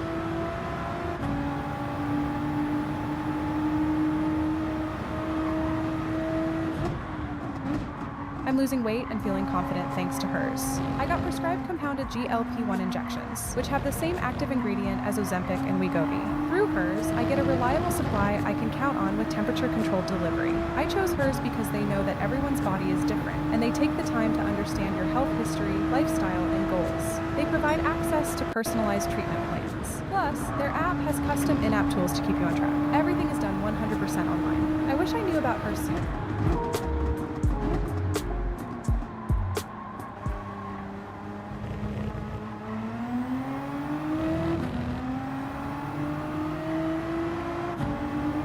They're pooping on us, chat. They are pooping on us. China is farting on us, dude, every day. Every day that I am alive. That's downloading Wukong in 15 seconds. Oh, yeah. I watch it on talk, so I'm not allowed to say that. Say it? I think you probably respond to the threats that you have made to him in the past. Probably. Yeah, probably. The last time you were here, you were asked a question about the U.S. possibly launching a preemptive strike on Iran. You said you wouldn't answer that question. On who? Obviously, on Iran. The U.S. launching a preemptive strike on Iran's nuclear facilities. And I said I don't talk about it. It's a military strategy. But it is a legitimate question. Well, it's not really, because only a stupid person would answer it. Look, it's a military strategy, and I'm not answering your questions on military strategy. All right, one more. Brian, go ahead. Brian. Could you give us a preview of what you might be talking to leaders of Congress who are expected to come here in the next couple of days? And you've got a very supportive Congress behind you. They're great.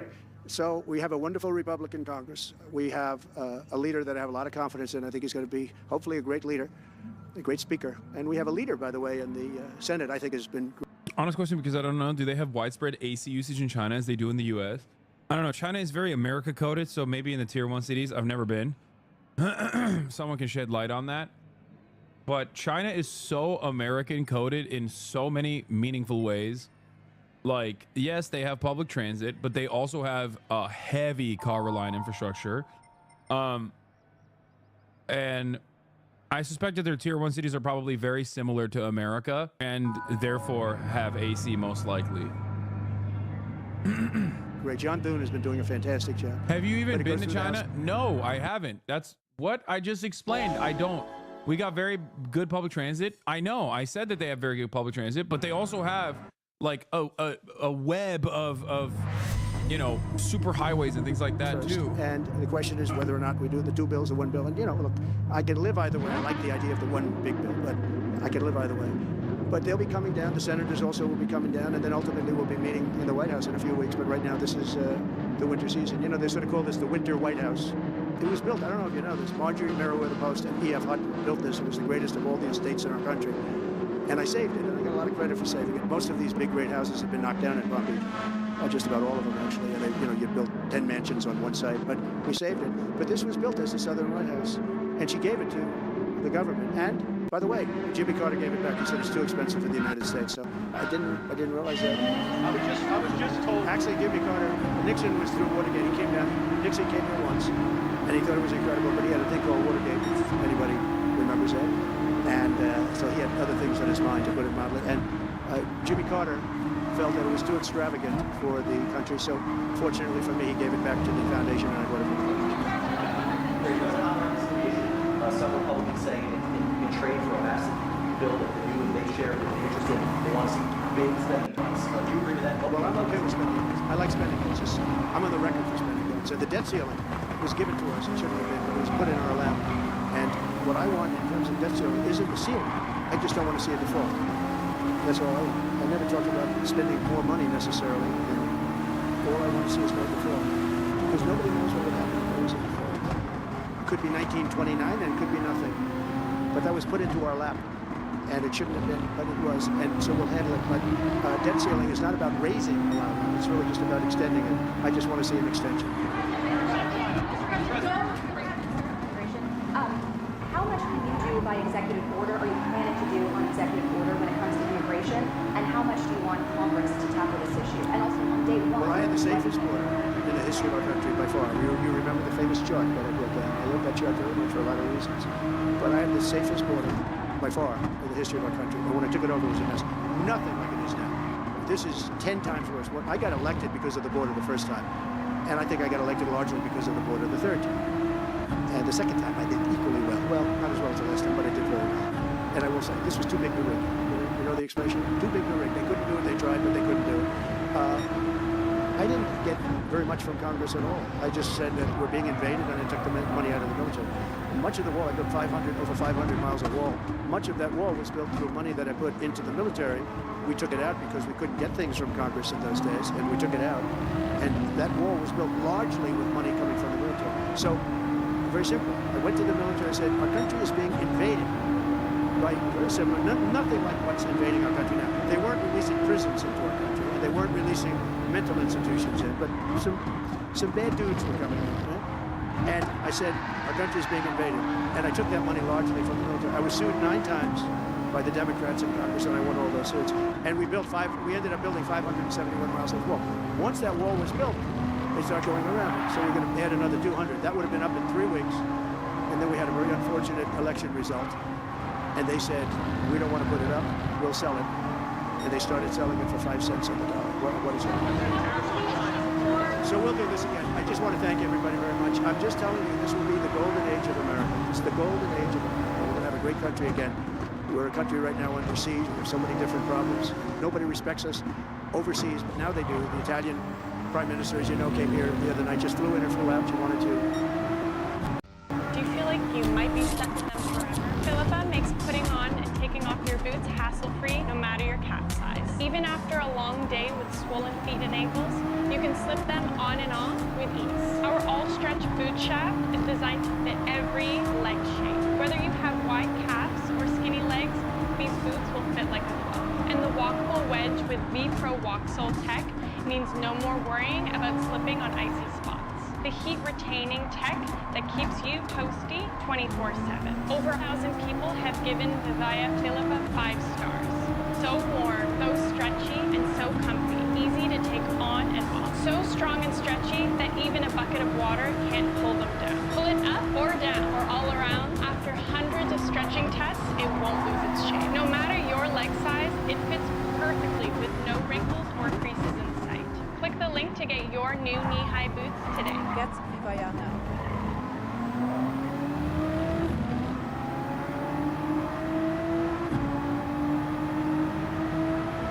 Let's go, honey.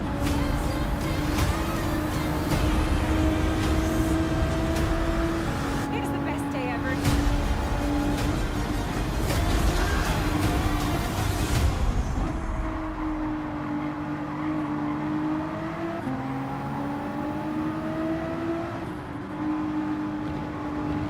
She wanted to see me.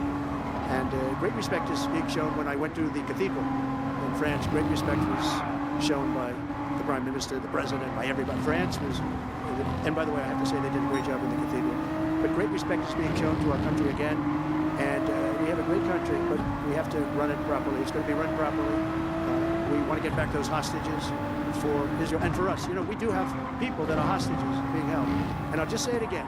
If this deal's not done for the people representing our nation, by the time I get to office, all hell is going to break out. Thank you very much. Can you pray much more before you take office? Can you pray No.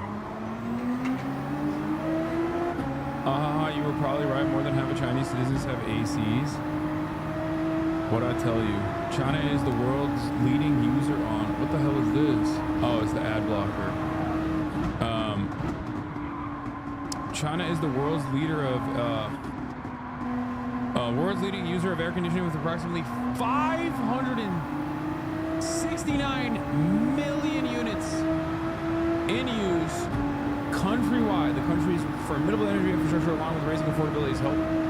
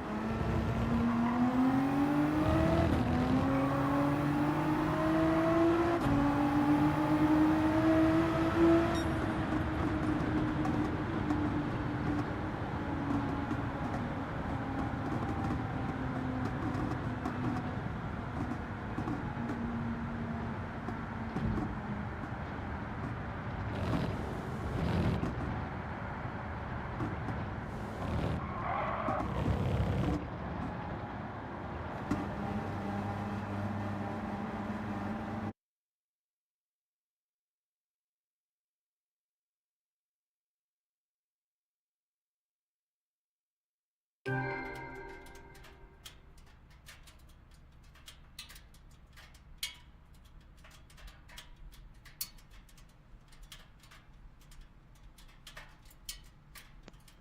wow, it was muted that whole time.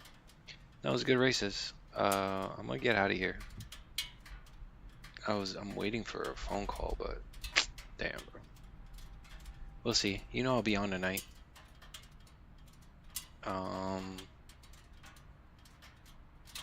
Yeah. Later.